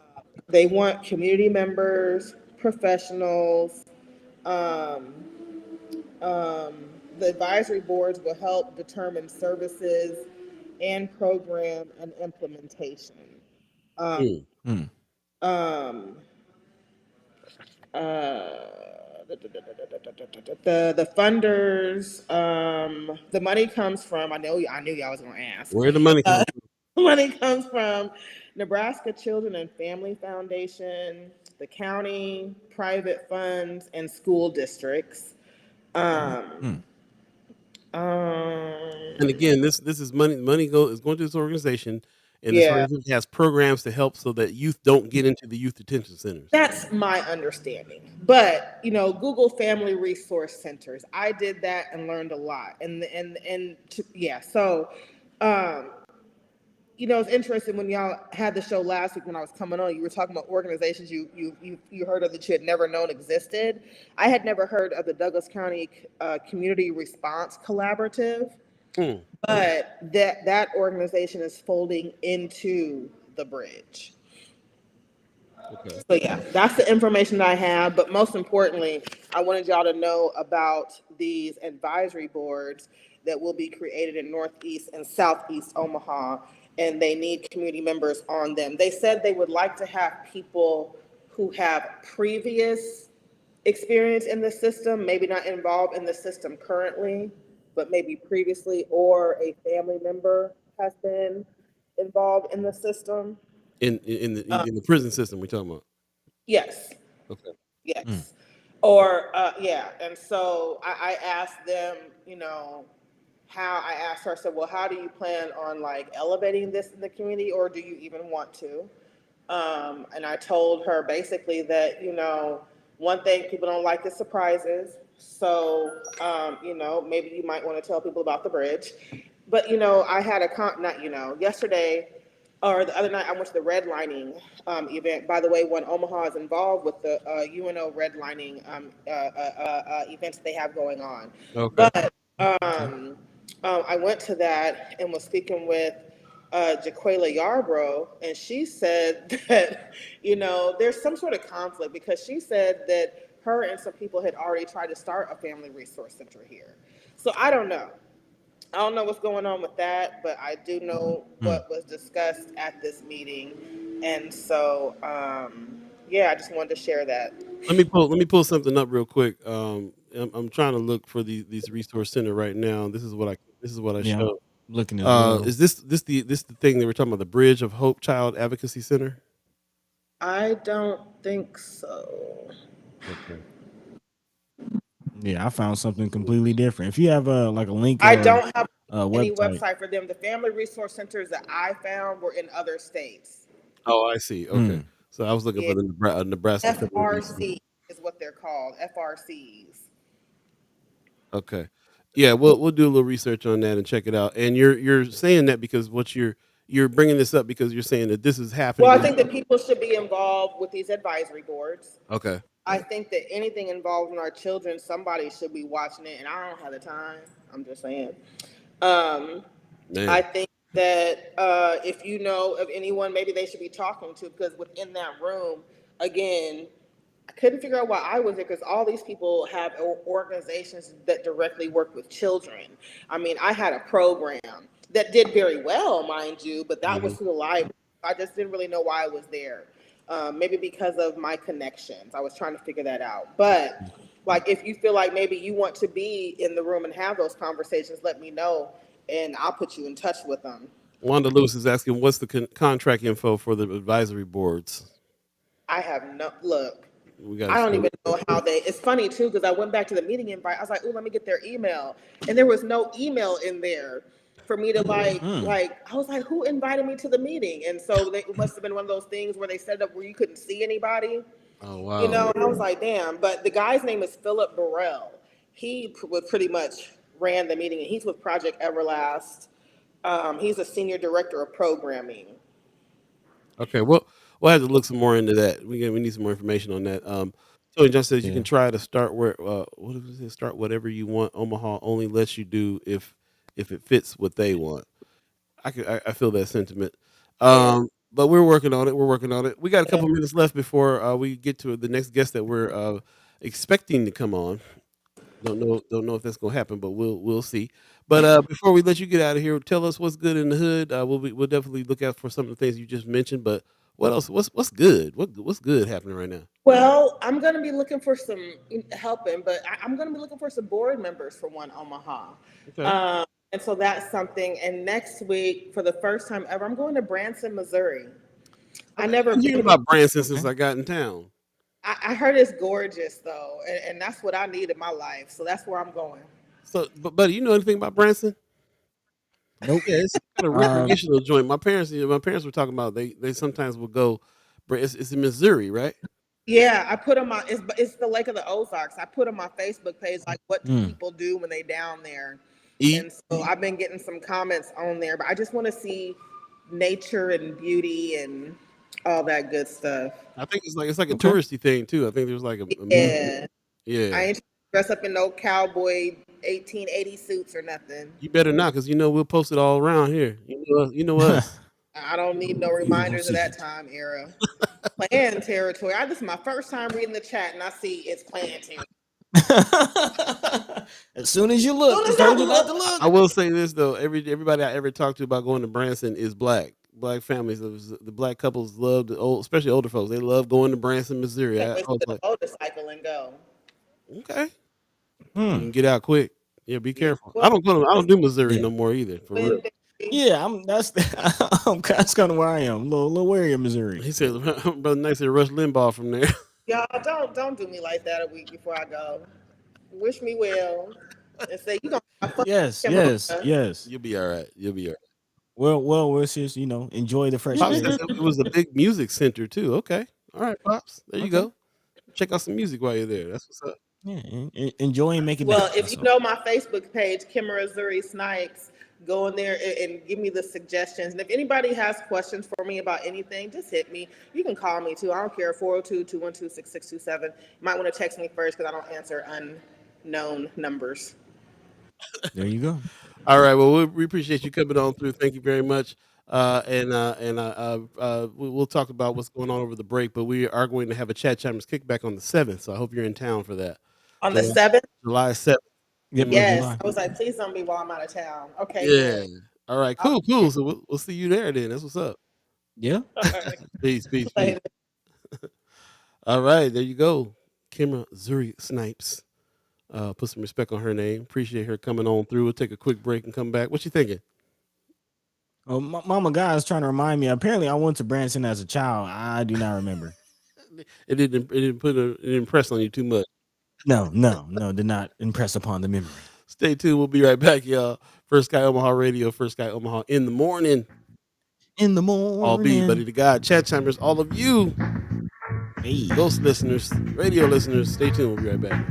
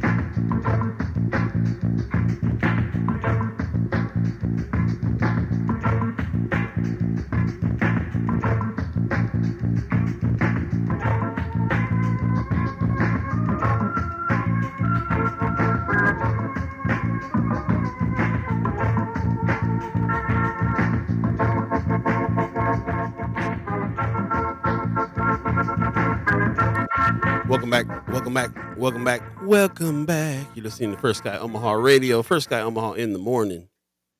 In the All Beeee, morning. Buddi3 Da Gawd, chat chimers, ghost listeners. What's happening, y'all? Thanks for joining us. Yo.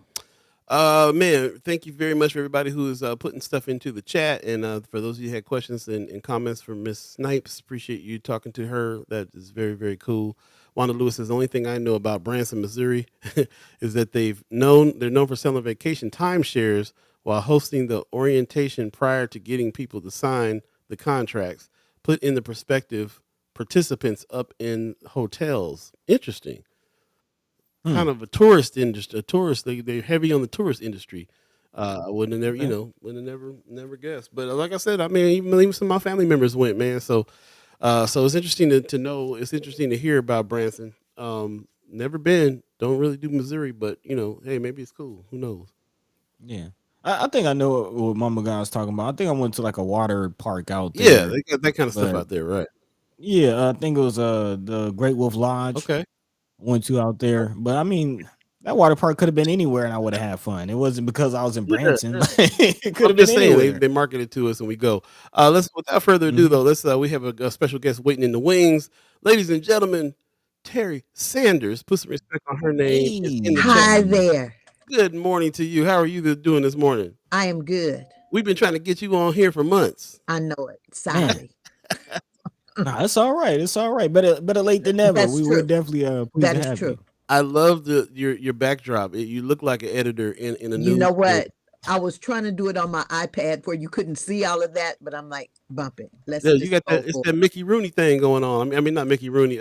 Andy Rooney thing going on. There you go. And look how successful he was. Oh, that's right. You got the 60 Minutes vibe going. That's what's up. That's it. First of all, hello, and how are you? And what's going on in your life? How are you doing? Hello. How are y'all? Yes. My life is real busy. Yeah, I hear that. About a month ago, I established the Omaha Star Institute, which is a 501c3 organization, corporation. And the Omaha Star Institute is now the owner, ding, ding, ding, ding, ding, of the Omaha Star newspaper. Hey. I am the CEO. So, well, congratulations. Breaking news. Beautiful. Breaking news. The new owner of the Omaha Star. I love it. Love it. And tell us a little bit more. I'm sorry, buddy. Go ahead. Well, I just wondered before that, like who owned the Omaha Star? Kind of what was before that, the Omaha Star was owned by the Mildred D. Brown Memorial Study Center, which is a 501c3 organization that was established in 2007 to promote the profession of journalism to students in the Omaha area. The study center, as we call it, purchased the paper in 2019. The paper was selling. The study center purchased it in 2019, left staff in place. In our board meeting of 2020, we wanted to change it up a little bit. And so they asked me to be the publisher interim. Okay. And I was on the board. So, of course, I didn't get paid. And I did that from February 2020. Who knows what happened in March? COVID. Mm-hmm. COVID. But I was a publisher from February 2020 voluntarily until October of 2020. Then I became a paid staff member. And I've been here ever since. I felt it important to establish a nonprofit. And I know nonprofits are kind of frowned upon because we have so many in our community. A lot of nonprofits. Yes, so many nonprofits. Yeah, lots and lots and lots of them. But what I can say is nonprofit in journalism is a little bit different. You are still charging for ads. You still have memberships and subscriptions. But now, as a nonprofit journalistic endeavor, we can obtain grants. We can get donations that are tax deductible. So while initially I just wanted to own the Omaha Star because I want the legacy to continue. And I always said I didn't want a board kicking me out. Because their nephew just graduated from journalism school and they thought this would be something good for him to do. I didn't want to run that risk. Not that our board would have done that. I don't want to put shade on them because they were great to work for. But Um, Anybody that knows me knows I have an entrepreneurial spirit, and that has not died. And so, with that entrepreneurial spirit, I wanted to own the Omaha Star, and I'm doing that through the Omaha Star Institute. Got it. So Beautiful. for those who don't know, Omaha Star is the oldest running paper owned by a black woman in America. And Yes. started by a July black the woman. 9th, 1938, by Mildred D. Brown. So it's very significant that we now have a black woman who owns the Star today, and that Yes. it's continuing on. Star, you call it Star 2.0, Star 3.0. Are you on 3.0 yet? Star Point 3.0. 3.0. So, and Okay. I call it that because we're doing some things digitally. Every morning, I do Omaha Star Morning News Bites, Okay. which is less than 3 minutes. And you can get the weather, something you probably didn't know. Like today is National Bourbon Day. Bourbon Day. Bourbon Day. Bet you didn't know that. It is also Flag Day, and it's National Bath Day. But did you know that bourbon has to be 51% corn? No. See, didn't know that. And it has to be done at 160 proof, and it is always barreled in new barrels, not old ones. And when it is barreled at 125 proof. Interesting. Okay. See, Do there are we little have- things that we didn't know. Well, here's the But I question. tell you all of that in less than 3 minutes. And I'm on Apple Podcast and Spotify. Wow. So tune in. We'll definitely check that out for sure. Yes. On that subject of bourbon, real quick, do we know of any black bourbon makers, especially in the Midwest? No, Do we you come don't. across any information on that? Yeah, like There is a gentleman who is certified in bourbon, but he is not making it. Okay. And he will come out and do flights of bourbon and those kinds of things. But no, you know, it is interesting the things that we are first in or that we have not entered into. And Lord knows black folk drink a lot of bourbon. So why isn't somebody distilling that? I mean, I know how to make moonshine, but that's not bourbon. Okay. Just a tidbit there. Okay. So, you know, we need to look into the things we spend more per capita on everything. Yeah. Trillion. Shameless plug here. If you don't have a subscription to the Omaha Star, it is $50 a year. You can't go to McDonald's on $50 a day with a family of 4. And go to www.theomahastar.com. Okay. And you will be able to get either a digital and subscription mailed to your home. Yes. All for one price. And this year marks the 85th year of our publication. And kicking off this weekend, Juneteenth weekend, we're going to kick off the 85 Club. The 85 Club is an opportunity for everyone around the world to donate to the Omaha Star newspaper. You can donate $8.50. You can donate $85. You can donate $850. Or you can donate $8,500. And we will be running that campaign all year to raise funds for the newspaper. Because you know what? We took the newspaper weekly back in November for some strategic reasons. It had been biweekly. As a weekly paper, we can publish public notices, which is a fee. And so that increases our revenue stream. So while it has been tight going to a weekly publication, it is in the long run going to be better for our community. Yeah, agreed. Okay. Just want to take a quick second here, just to do a little bit of housekeeping. It's 8:44 right now. If you believe in the concept of time, we're here with Terry Sanders, who is now the new owner of the Omaha Star. Brother Fulton, your comments right now are not in the vein here that we're discussing things. We want to be respectful of her time. She's here. If you have anything that you want to ask or say, please do that with her. Otherwise, we won't be addressing your comments right now. I'm not really feeling that. And Marianne Williams, I appreciate you replying. But let's stay on topic here. We're talking to Miss Sanders about what's going on the Omaha Star. I'm sure there's some questions and some things that you guys might have about the Star. I definitely have some and would like to get into them. Miss Erica Felt in the chat is saying, I'm a subscriber and a fan of you personally. I have children at all ages coming into my play school home, and it's important to me that they pick up the paper that shows Black Omaha. My question to you on the paper, we've talked about this several times before. So we're in the news scene, and we're partnered up with a lot of the news organizations. As you know, the Reader just decided to shut down, the Reader in El Perico. And the value that was there was reporters like Chris Bowling, reporters like Bridget Fogarty, a lot of people over there that were deep diving into the issues that plague us in our communities. We know the Omaha Star, though, has a different approach. The Omaha Star has an approach of only reporting about good news. Is that still the case there, or are you changing that up? Well, we do report the good news, but we will not run from controversy. How's that?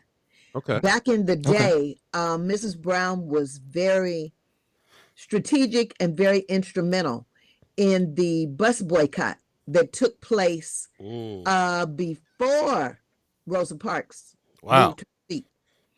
The Council Bluffs Omaha bus line did not hire Black drivers. And so in the newspaper, it was encouraged that you either did not ride the bus, or B, when you rode the bus, pay with pennies.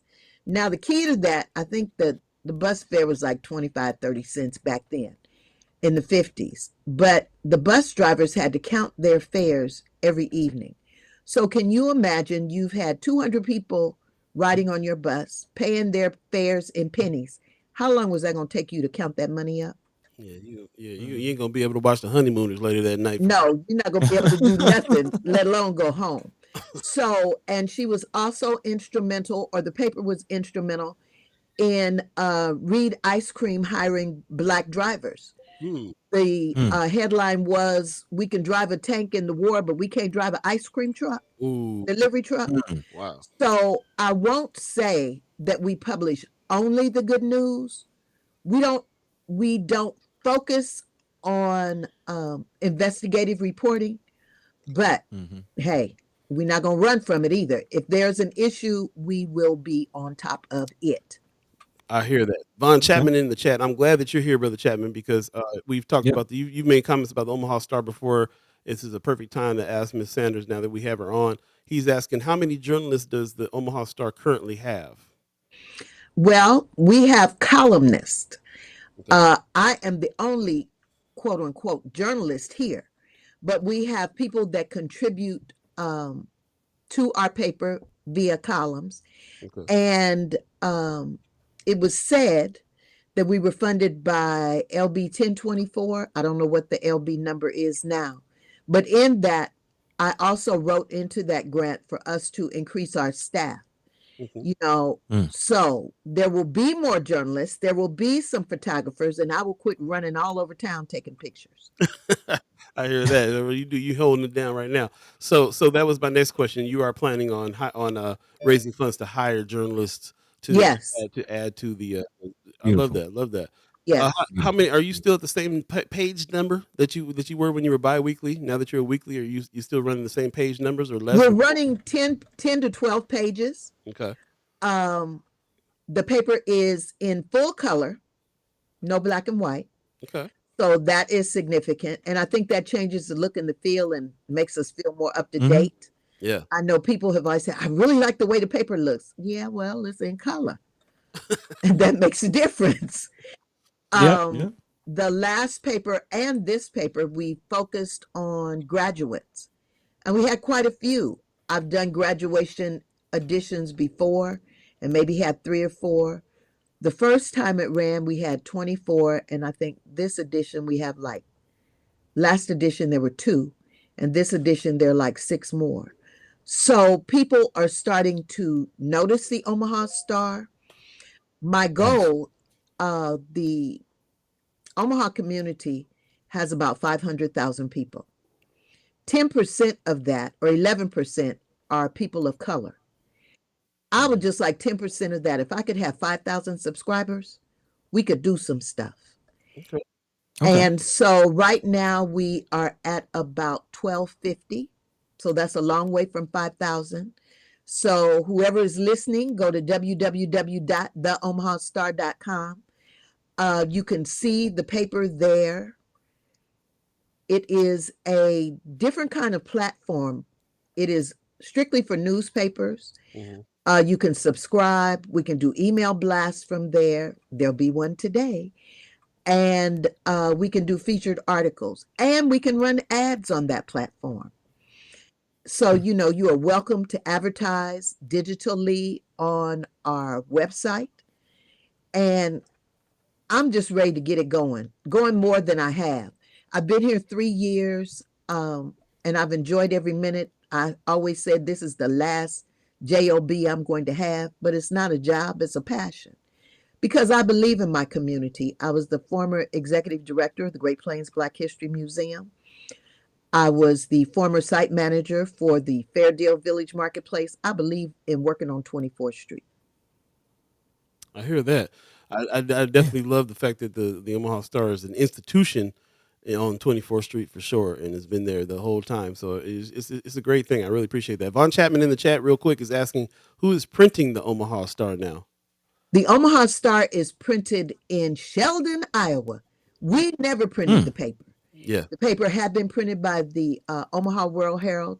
We flipped up a little bit and took it over to Sheldon, Iowa. We get a better rate, and they also mailed the paper for us. Oh, nice. Because the World Herald was printing it, bringing it to our office, and we had some ladies that came in and spent about 3 hours folding the paper in half. Then we had a gentleman that picked it up and put a sticker on it and took it to the post office.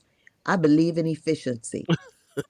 Now the extra papers that go into distribution in the like the drugstores and grocery stores and distribution chains, those 300 or 400 papers are delivered to our office, but all the other ones go in the mail immediately.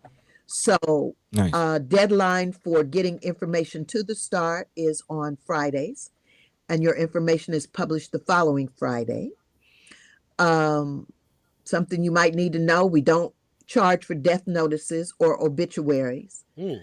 I think that that's a service to the community. Yeah. We will start to run classified, so that's going to make the paper really go to 12 pages. Oh, wow. Okay.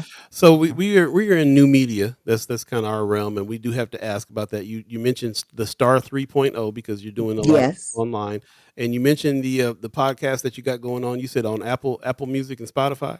Correct. The 3-minute news cast. What are some of the other new media things that you guys are implementing over there at the Star? We are going to implement a podcast that is an interview format. One thing that I find that I don't think our community knows enough about are the Black creatives in our community. And we have a plethora. We sure do. And so I want to start to interview those individuals, both the ones that are local and the ones who came from here but have done national things.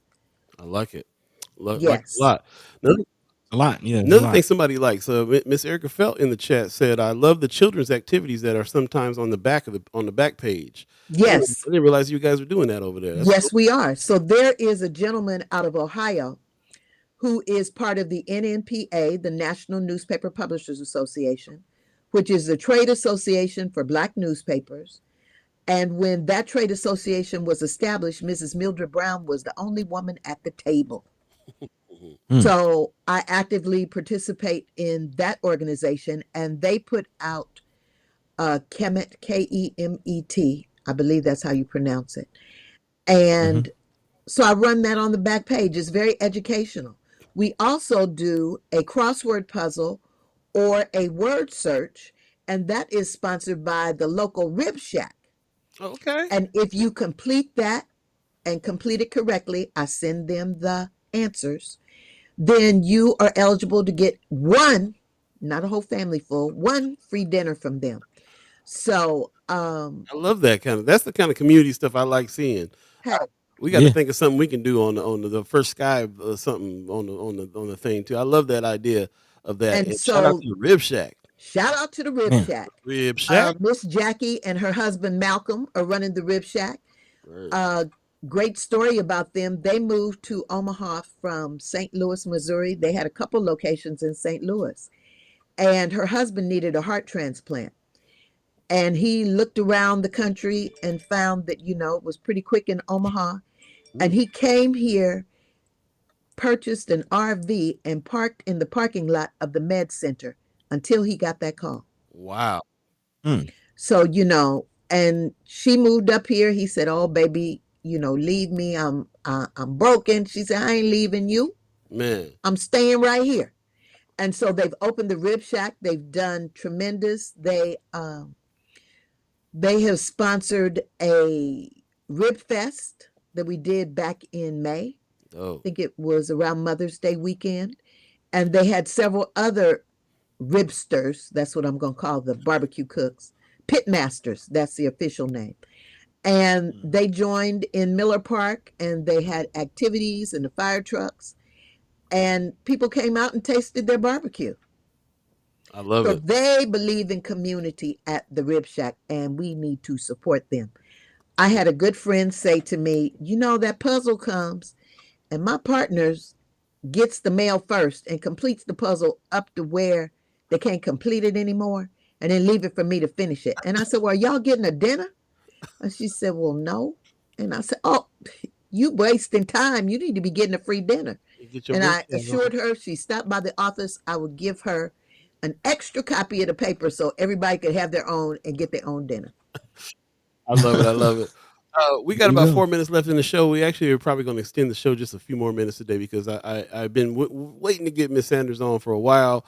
And I want to make sure that everybody who has questions for her and about the Omaha Star and suggestions, I'm sure that you open to suggestions as well. Always open to suggestions. Yeah, please go ahead and throw those in the chat, man. We can get her while we have her here, and we'll definitely have her back next season. But we got her here now, so if you got questions and suggestions, let us know. Von Chapman in the chat says Preston Love Sr. when he worked as a reporter often reported on the local music events. Is anyone doing that at the Star right now? Well, when they have a music event and they let me know about it, we do. Yeah. North Omaha Music and Arts, NOMA, which is in the former Love's Jazz building. They do a jazz set on Mondays and Tuesdays where you can come in and jam. I've reported on that. When they bring artists, national artists to town, I report on that. Okay. So, Mr. Chapman, yes, we do. But the key is I got to know about it. Well, we got to know. I think the thing is that we need to have somebody reporting on it that goes out and finds that information, not just waiting for the people who got events to tell you about it. That's fair. That is fair. Yeah. If someone wants to volunteer to do that, hit me up. Okay. 402-708-8868. Okay. Or we wait till, you never know. I think you're moving in the right direction as far as funding is concerned. So when you start funding, you can start hiring some reporters in to do that. Von Chapman is also asking the next question I was going to ask too, because we all know your daughter, the famous Simone Sanders, doing big things. Yes. Does your daughter have a column that reports on the national political scene? If she don't, that would have been my suggestion for. Well, she doesn't, but I visit her frequently, and she is so busy. Yeah, I know that writing is not something she has time to do. Okay.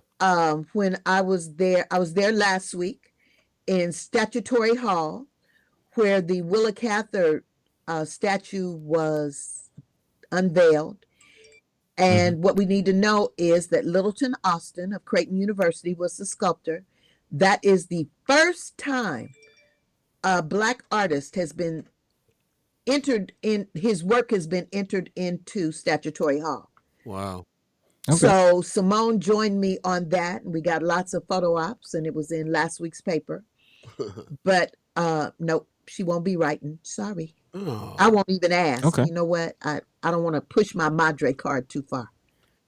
Yeah, she is busy. She is busy. So she is busy. And I know this week with all that business going on with that former president, I don't even think about it. Man. Yeah. Also, Tanaya Patterson in the chat, she says another great feature on the Omaha Star website was a search feature of past editions back to 1938. Going Yes, back, she said, I think yes. by putting in a keyword, and also when we talked about the library moving, we caught wind of just an archive of Omaha Star papers and things like that. I'm kind of curious, is there any work or any discussion about expanding those archive So I need to features? look into how to expand the archives to be on our present website. That is a Okay. new website. Um, and so I need to get that up there because it is certainly searchable the way that we have it. We have digitized all the papers, and key there is the papers were available in microfiche form, Hmm. so your Mhm. grandmother couldn't recognize your picture. But Wow. now all the pictures are clear. So yes, I Okay. will Beautiful. take that. I'm gonna make a note digitizing archives. Yeah, I just think specifically the Omaha Star as being such a long-standing outlet has a unique opportunity, not just in reporting on what's going on now, but reminding us of what has happened in the past. Like I had no idea about this bus Right. boycott that happened in the area, and I think the Omaha Star specifically and uniquely has a opportunity to tell that story and kind of And remind we us. do. And we've been doing it for 85 years. And I might add, we have never missed a publication date in Wow. 85 There you go. years.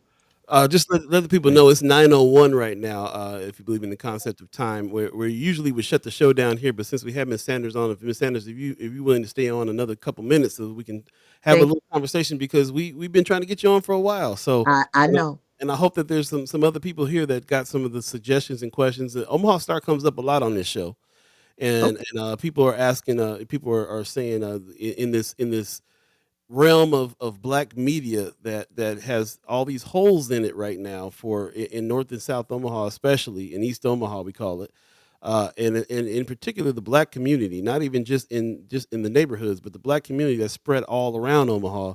Yes. We really would like to have more reporting, more things going on that can not just report on what's happening or report on the things that's relevant to us, but also uh, create a community of business and even people in political seats and have more kind of conversation, more media, more talking amongst each other when it comes to things that are relevant to us. And so we also often say what do we have here? Well we consider ourselves a news source and Right. a source where we can have those news articles out where we can talk to certain people. We have what we call our chat chimers where we discuss the news, and then we also have like 95.7 The Boss. We have William King. We have you over there at the Omaha Star. The noise was going strong for a little bit, and it's just a need for so much more black media out here. And so we often talk about the Star and like what as a newspaper, just newspaper in general, is really hard to do right now. Print is super hard, as we stated. The Reader and El Perico are now not printing anymore, and have decided to stop. They just couldn't continue. Omaha Star is always, I'm sorry, Omaha World Herald is always letting people go, shrinking their workforce down, shrinking their reporting force down. You've now stepped into this realm that we're in, which is the realm of nonprofit news, Yes. nonprofit funded news, which is a little bit booming, with Flatwater Free Press and some of these other organizations that are out there doing that. So we can see that that's kind of what we got to do here. So then now you have an opportunity. Before we were talking about you were biweekly. It would be great if you were weekly. Now you're weekly. We always I talk listened. we always talk about some of the new media things that's happening, that you're doing, and we're an advocate of the new media side where people, we got to meet people where they're at. They're looking at their phones for news. We got to get it on there so they can check it out where they're at. So Yes. what are some of the other things that you got coming in the future? Your vision for things. If you had all the funds that you wanted right now in Oh, order to do what oh, you need to oh, do, when you get back from the Bahamas, what would you do? oh. Am I going to the Bahamas? Somebody got a ticket? Because I wasn't aware. if, As far if as you I'm had, going is Nashville in a couple weeks to the NNPA conference. oh, okay, that's what's up. But what Um, would you do though? What's your ultimate dream for what the Omaha Star? ultimate dream is I would like media produced out of the Omaha Star. Okay. So have a media room where we could come and do what you're doing, but on the Omaha Star platform. Um, I guess I'm not leaking it. I'm telling it that the Omaha Star building is on the historic register. Right. And the intent is, the plan is, it's going to happen. We are going to turn the front half of the building into a museum dedicated to the Black newspaper and Mrs. Brown. I have tubs and tubs and totes of awards that she has won over the years. Wow. She died in 1989. What you don't know is, or what a lot of people don't know, Mrs. Brown also lived in this building. And currently where I am was her apartment. Wow. And her bedroom is still intact. And I always say, with the chantilly powder on the dresser. And so initially I kept saying, I want this to be a museum and people can see this. There is gold wallpaper on the walls. See? I've seen it. You see it. And there's red carpet on the floor. Right. There is one of those velvet pictures that has lights in it. When you turn it on, the lampposts light up. Wow. And all of her furniture is still here. I'm not getting rid of that. Right. But the office will be, the Omaha Star newspaper office will be in the back half of the building. And there's even a door that I am going to make accessible so that people come in and out of the newspaper office. And then people also enter in that front door for the museum. So stay tuned and look forward. It's going to take a little bit of time to move things around and get things in and out of here. But that is the goal. I love it. Wanda Lewis in the chat says, my daughter will stop down at 1 p.m. to list a public notice. She's a business neighbor of the Omaha Star. Okay, come on with it. Yeah, she says that her daughter's about to start this fashion house called the Dollhouse Fashions, a women's boutique. They have the grand opening this Saturday, June 17th at 9 a.m. to 6 p.m. Try to stop in and visit. Where? Juneteenth facilities. Let's see. It'll be taking place on 24th and Lake Street corridor area. Dollhouse Fashions is located on 24th and Willis Avenue. I know where that is. Half block south of Lake Street, across from Idle Vital. So she's in the hood right there. She's right there in the Deuce. So let me talk about that being in the Deuce. And for people who don't know, the Deuce is 24th Street. Oh, nice. Dollhouse Fashions is going 2310. Let me 2310. Suite 2. So we have a section in the Omaha Star called Business Connection. Nice. It costs you $200, and it is a 1.5 by 2 inch ad. It can be in color, and that runs all year. Wow. Where are you going to get advertising for $200? It goes to people's homes every week. Yeah. For that price. 52. And what I want to start doing is interviewing the people who are in the Business Connection so that people understand who they are, what they do. And that will probably be something that is video media, because the one thing I noticed, if you do a video, people pay attention. Right. When I made an ask for graduates, I did like a 2-minute video. And I got all those graduates and still coming. I love it. And so while, yes, the paper will be published, no doubt about it, but we want to meet people where they are. And then once you come in this office, I always encourage you. So do you have a subscription? Oh, you don't? Well, here, fill this out or scan this QR code, because we have that too.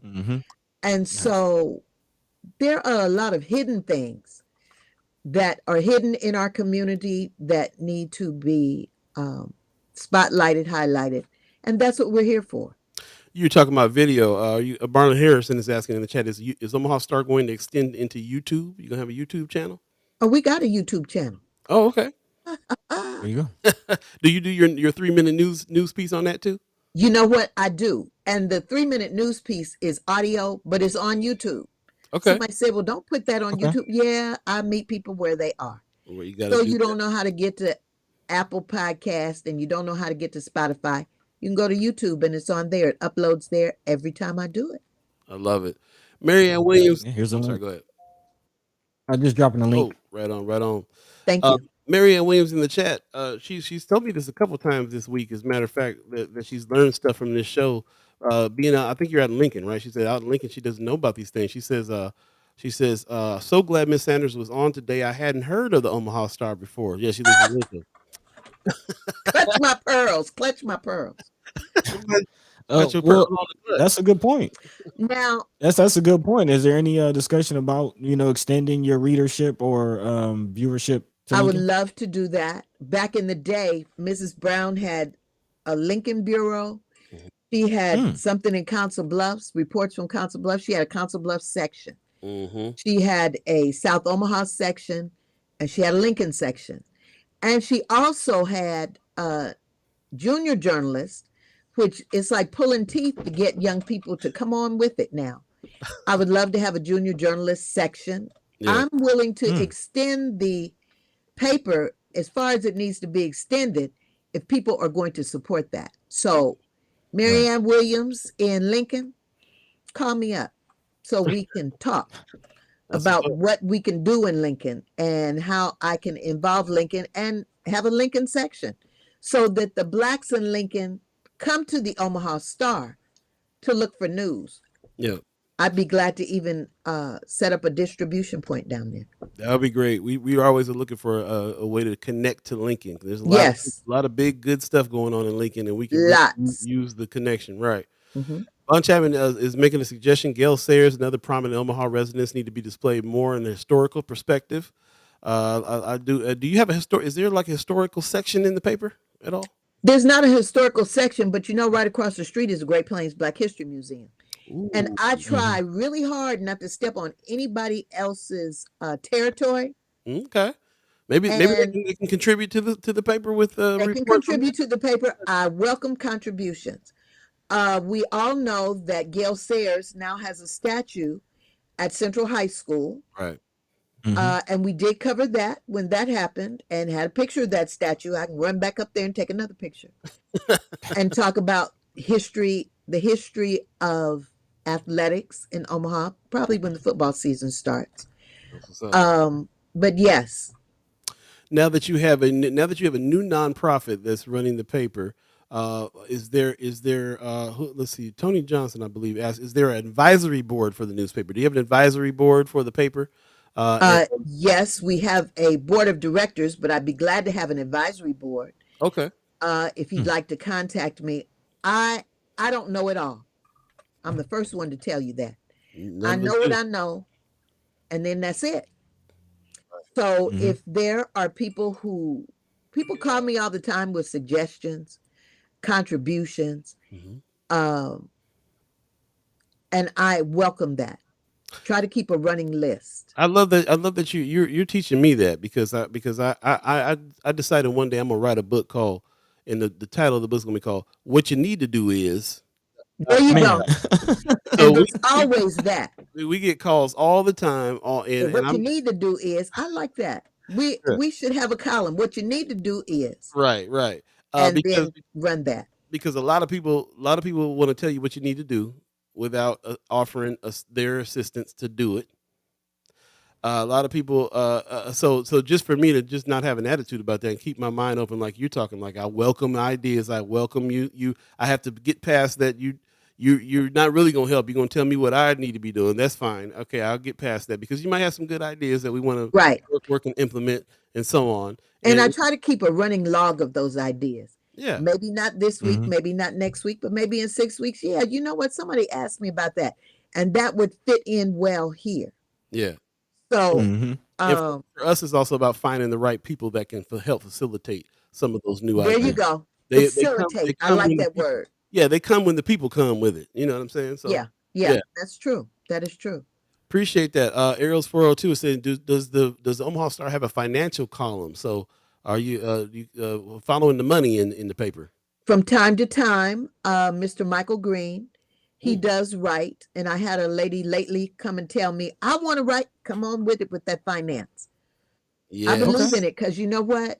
This is an economic development, not an experiment, but an economic development endeavor. And we cannot last without advertising and without subscribers, and now contributions and donations. And so I believe in economy.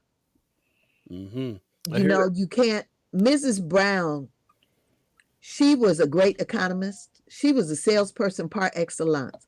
They say she would go and sit in somebody's office and stay all day trying to get that ad. And she would follow him to the party, tell her driver, just wait for me, I'll be back. And go in there, get the ad, and come out. And I think we all know who Kathy Hughes is. Absolutely. Radio One, Quiet Storm, got her start in the Omaha Star in advertising. Wow. I talk to her frequently. The Howard University School of Journalism is named after Kathy Hughes. Wow. And she calls me from time to time. What are you doing? And I called her yesterday and I told her, okay, this is what's on the drawing board and it should come to pass. And she said, call me. I don't care how late it is. Well, I didn't do that. But she's a listener of the Omaha Star Morning News Bites. I send it to her every morning. And so we have people who have done great things who have their roots here.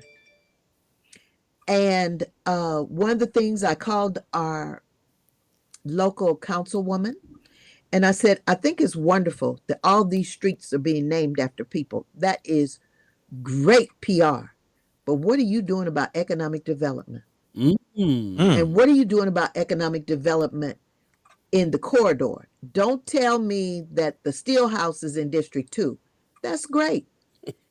But I personally, I'm not realizing any revenue out of that.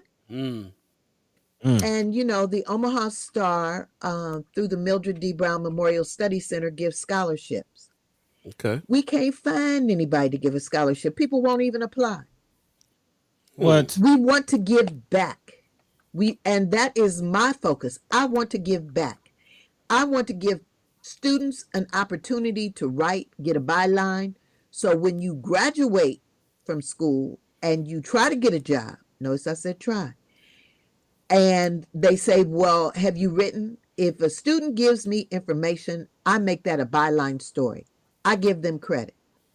Yeah. I'm not trying to hog it up and say Omaha Star news reporter blank. Right. Nope.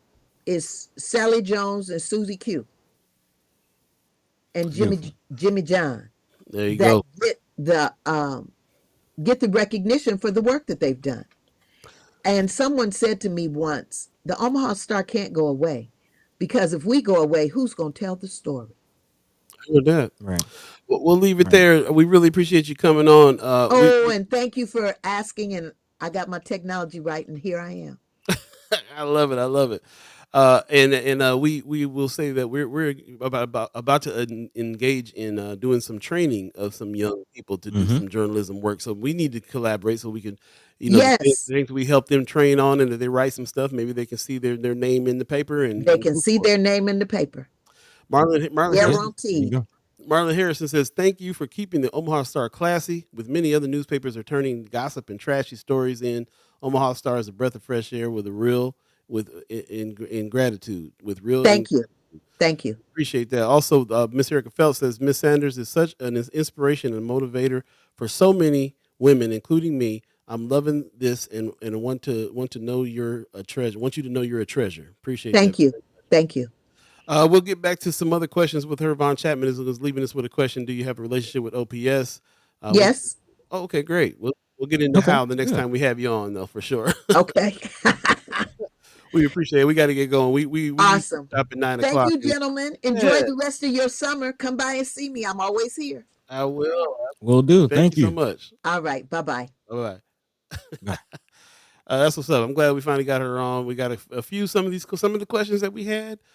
We got to say, to speak with her on. We definitely need to have her on again, and even maybe even more regularly, so we can really kind of have some, really get into some deep discussion about Black media and what we need out here from the paper. I'm glad. Thank you guys for being respectful and asking the good questions. There was a lot of questions that I felt was going to come up today with her on. I wanted to give her a chance to be able to really speak on those things. So very happy she came on. And also you too, Kimara Snipes, appreciate you coming on as well. Thank you guys for allowing us to stay a little later on today. We might do this again on Friday, depending on the guests. We might even go an extra hour on Friday. So stay tuned for some of that. If you miss any parts of this show, you can always go back to Facebook and YouTube and check it out in its entirety and jump into the chat and see what is going on in the chat as well. Lots of good information, lots of good comments, lots of good questions. I can't wait to continue the conversation. So thank you very much, buddy. What's on your mind right now? What you thinking on? Man, just enjoyed that conversation. Was definitely wondering on what's going on with the Omaha Star. Just worried about what the future is looking like. But I'm feeling rested, knowing that there is a future for the Omaha Star. You know what I mean? And then again, we have Sister Sanders in there doing the work. As you hear, she's doing a lot of it by herself. So if anybody is interested or worried or concerned or have any interest in what's going on with the Omaha Star, definitely please reach out. I'm sure if you can figure out a way to help, she would enjoy that help. Definitely appreciate that conversation. Also, big shout out to Sister Kimara Snipe. Looking forward to seeing what she does with One Omaha. So just feeling good about that. But more so, man, just happy. Just happy to be here. Happy to have this platform. Of course, there's a lot of need, but we're doing what we can and doing. And going to continue doing what we can. So looking, worried about that and just trying to focus on that. Control what you can control, and hopefully the rest will fall into place. Glad to hear that she's open for reporters and reporting for the paper. That's the one that stuck out with me big time. Really happy that she's open to that. I thought she might want to keep it one of these good news newspapers, but she's open to some of that stuff. So that's what's up. Appreciate that very, very much. Yeah, man. So. And also, with the news of the Reader and El Perico shutting down that we just had to go through, it was nice to hear that the Omaha Star is moving into the next realm, next level, and Miss Sanders has still got the energy to go ahead and push that forward. I'm still gonna get on her about having Simone come down and do something on it though. We're gonna keep talking about that one. Yeah, for sure. We're gonna go ahead and get out of here, but before we do, we got a Sandra Lay Poole in the chat saying thanks for the shout out for her business. Yeah, definitely go check her out.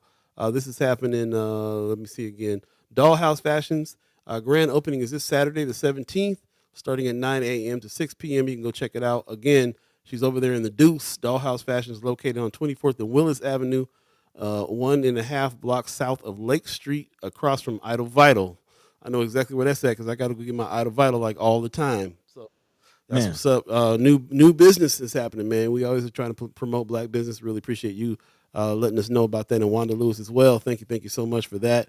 Also, of course, we have the stuff coming up that we need to put on the calendar on the 17th. The Juneteenth Joy Fest is going down. I really think it's going to be a serious super event. I can't wait to really take some time to hang out over here and see what they got going on in the poetry. Every time I talk to anybody that's involved, they tell me about something else that's going to happen that day. And I'm just like, yeah, it's going to be a funky good time. I can't wait. So Juneteenth Joy Fest is happening Saturday, June 17th from 12 to 10, 24th and Ohio Street, JuneteenthJoyFest.com for information. It's a free event. Just go ahead and show up down on the Deuce and hang out and do that thing. Any other haps that you could think of, man, that we need to be really talking about for sure? Not that I know of. Rome's review in the chat saying Butterfly House. I think that women's reentry home just opened. Oh, yeah. I did see some pictures from that, so shout out to everybody that went to that. But yeah, nothing I can really think of off the top. Of course, we got the Freedom Fest coming up at the Malcolm X Memorial Foundation for Juneteenth, so that's coming up, I believe, this weekend. That's as well. So a lot of things going on this weekend. Of course, the parade and a lot of things. Yeah. So definitely make sure you get out there, be safe, and of course, reminding people that Friday will be the last episode of this season. So definitely look out. That's happening. Definitely keep that in mind. And also our kickback. We did set a date. Again, we're looking at July 7th. So definitely mark your calendars for that haps and keep that in mind. And come out and celebrate with also us. Saw In Vogue do a live video talking about coming out to Omaha just recently over there. Hey. Check out William King's page, 95.7 The Boss. Celebration of Fatherhood featuring In Vogue, Melissa Morgan, DJ Reggie C is going to be DJing. Joshua L. Stufel is going to be hosting. the 6th annual Father's Day Festival happening on June 18th, Father's Day, at 6 p.m. at the Orpheum Theater. So it's going to be a good time, a quality show. Go to ticketomaha.com and get your tickets for that. Really appreciate William King staying with this. This is the Father's Day Festival, man. 6th annual. Been doing it 6 years now, so that's what's up. A lot of support there, and a lot of people coming through and bringing in some big name acts. I love it. I love that Yeah, Info is man. coming to town. That's really what's happening. One more thing I want to share with you guys too. The Benson Theater is finally just yesterday broke the new website. That's what the new website looks Oh like yeah. here, and you know, it'll be much easier to see what's going on. And this is the one that I wanted to really talk to you about. Red Velvet Curtain open mic featuring Johnny No Good. Talked to him yesterday at that futurist talk, and he was there. He talked about all the work that he's doing. But this brother's been he's dipping into photography. You know, he's got the podcast. You know, he's a serious rapper, serious poet, and he's going to be featured at Red Velvet Curtain open mic on the 22nd of August coming up. It's a Thursday night, the 22nd. Definitely check out Red Velvet Curtain open mic featuring Johnny No Good. It's going down. It's going down with him. And we don't have the artwork up for it yet, but Verbal Gumbo is also coming back this year, and Hey. that's with Love. Felicia's gonna be back in town, and she's gonna be going for it. So there's lots coming up there. Definitely go check out the new site at bensontheater.org, and check out and see what's coming up next. Man, we're working real hard to get stuff up there for sure. So that's what's up. Really appreciate everybody that is with that coming through on all of that. Don't forget, Play Schoolhouse is still going on. Miss Erica Felt is revitalizing the business, getting the business back going. If you got babies, you can refer over there. Go check her out. She says she has openings for summer fun and this fall for morning preschool and all day preschool enriched childcare, welcoming children 2 years and older. She better than me for that one. Them you keep your 2-year-old at home. No, I'm just playing. But she got you know, I love the fact that she has the play school going on, but she also does the education things there too, all kinds of stuff. So definitely go check her out. She's right in town, 72nd and next to 72nd and 680, real close. Check her out at MissEricasPlayschool.com, or if you know her personally in the chat, you can always hit her up. Matter of fact, she said she needed this show today. Where did she say that? Where did I say that? Hey. She says, where did she say that? I lost it already. We got the chat's going on. She said, Here it is. She says, I needed this show today. Thank you. It reminded me of some of things I need to keep at the front and taught me new things. Women Wednesday. that's what's up. Hashtag. Pop says, great show once again. See you Friday. Appreciate your pops. Uh, let's Thank see. you. Also, she's that woman says I've seen previews inside the dollhouse. Don't forget about that opening too. That's gonna be dope. I love the fact that there's a new business opening right there on the block. It's rare when Yeah. a for-profit company happens on in the deuce these days. So that's what's Man. up. Shout out. Really appreciate that. Thank you, everybody. We'll go ahead and get out of here. We could drag this on for a while, but we won't. But stay tuned because we might go an extra hour on Friday. Join us Friday when we're going to be talking to brothers, Senators Terrell McKinney and Justin Wayne for the last time this season. And also, we might have a special guest that we might stay on a little longer in order to facilitate as well. I'm not going to announce who that is quite yet because it's not been confirmed. But you already know, if you've been following the show, you know the people that we've been reaching out to try to talk to. So we're going to try to make that happen before the end of the season. Like Buddy said, Friday is the last day of the season. Then we'll be taking that month off. Chimers KickBack, July 7th. Stay tuned for news on where. And also hit me up if you are down to help and help facilitate that party as well. Amy H. Dot's down. Mhm. I talked to Brother Sanchez a while ago. So yeah, we'll get a crew together and make a party happen on July the 7th. Buddy will be in town. We'll be Yeah, able man. to have some face-to-face time with the brother and everybody else. So really appreciate everybody that's joined us today and let us stay late. Buddy, you got some words for the people before we get out of here? Not really, man. Big shout out to everybody for coming through. Shout out to the sisters again, Sister Sanders and Snipes for speaking with us, taking time out of their busy schedules. We appreciate that. All the chat chimers dropping in questions and coming through and just catching it what we are doing. You know, we appreciate you for tuning in. We appreciate your interest. And yeah, catch the same time, same place, man, on Friday. Until then, take care of yourselves, take care of your loved ones. Peace. Right on. Thank you. Shout out to Omaha Tribe elders for allowing us to be on this land and speak while we're here. Shout out to our elders for allowing us to be to speak before you. And shout out to you, the chat chimers, allowing us to speak with you. Love the conversation. Thanks for allowing us to stay later and sticking with us and joining us here and giving Miss Sanders some respect. Really appreciate that. And giving Miss Snipes some respect too. Put some respect on both their names. That's what's up. Appreciate it very much. We'll see you Friday. You guys have a good one. Take care of yourselves. It's going to be hot. It's going to be hot coming up. 90 degrees in a few days. Make sure your loved ones' air conditioner's working. The old folks and everybody got plenty of water, plenty of air conditioner running. So make sure you do that because it's about to get hot. It's supposed to be summertime weather already in the next couple of days. So not, I hate to complain again, but you're like, Paul, what do you need? You don't like cold? You don't like hot? Like moderate weather. We call it moderate weather in California. That's what we call it, moderate. Can we have some moderation in the weather, please? The pendulum swings. We'll see you Friday. Take care of yourselves. Peace. By the way, Vanglorious. This is protected by the red, the black, and the green.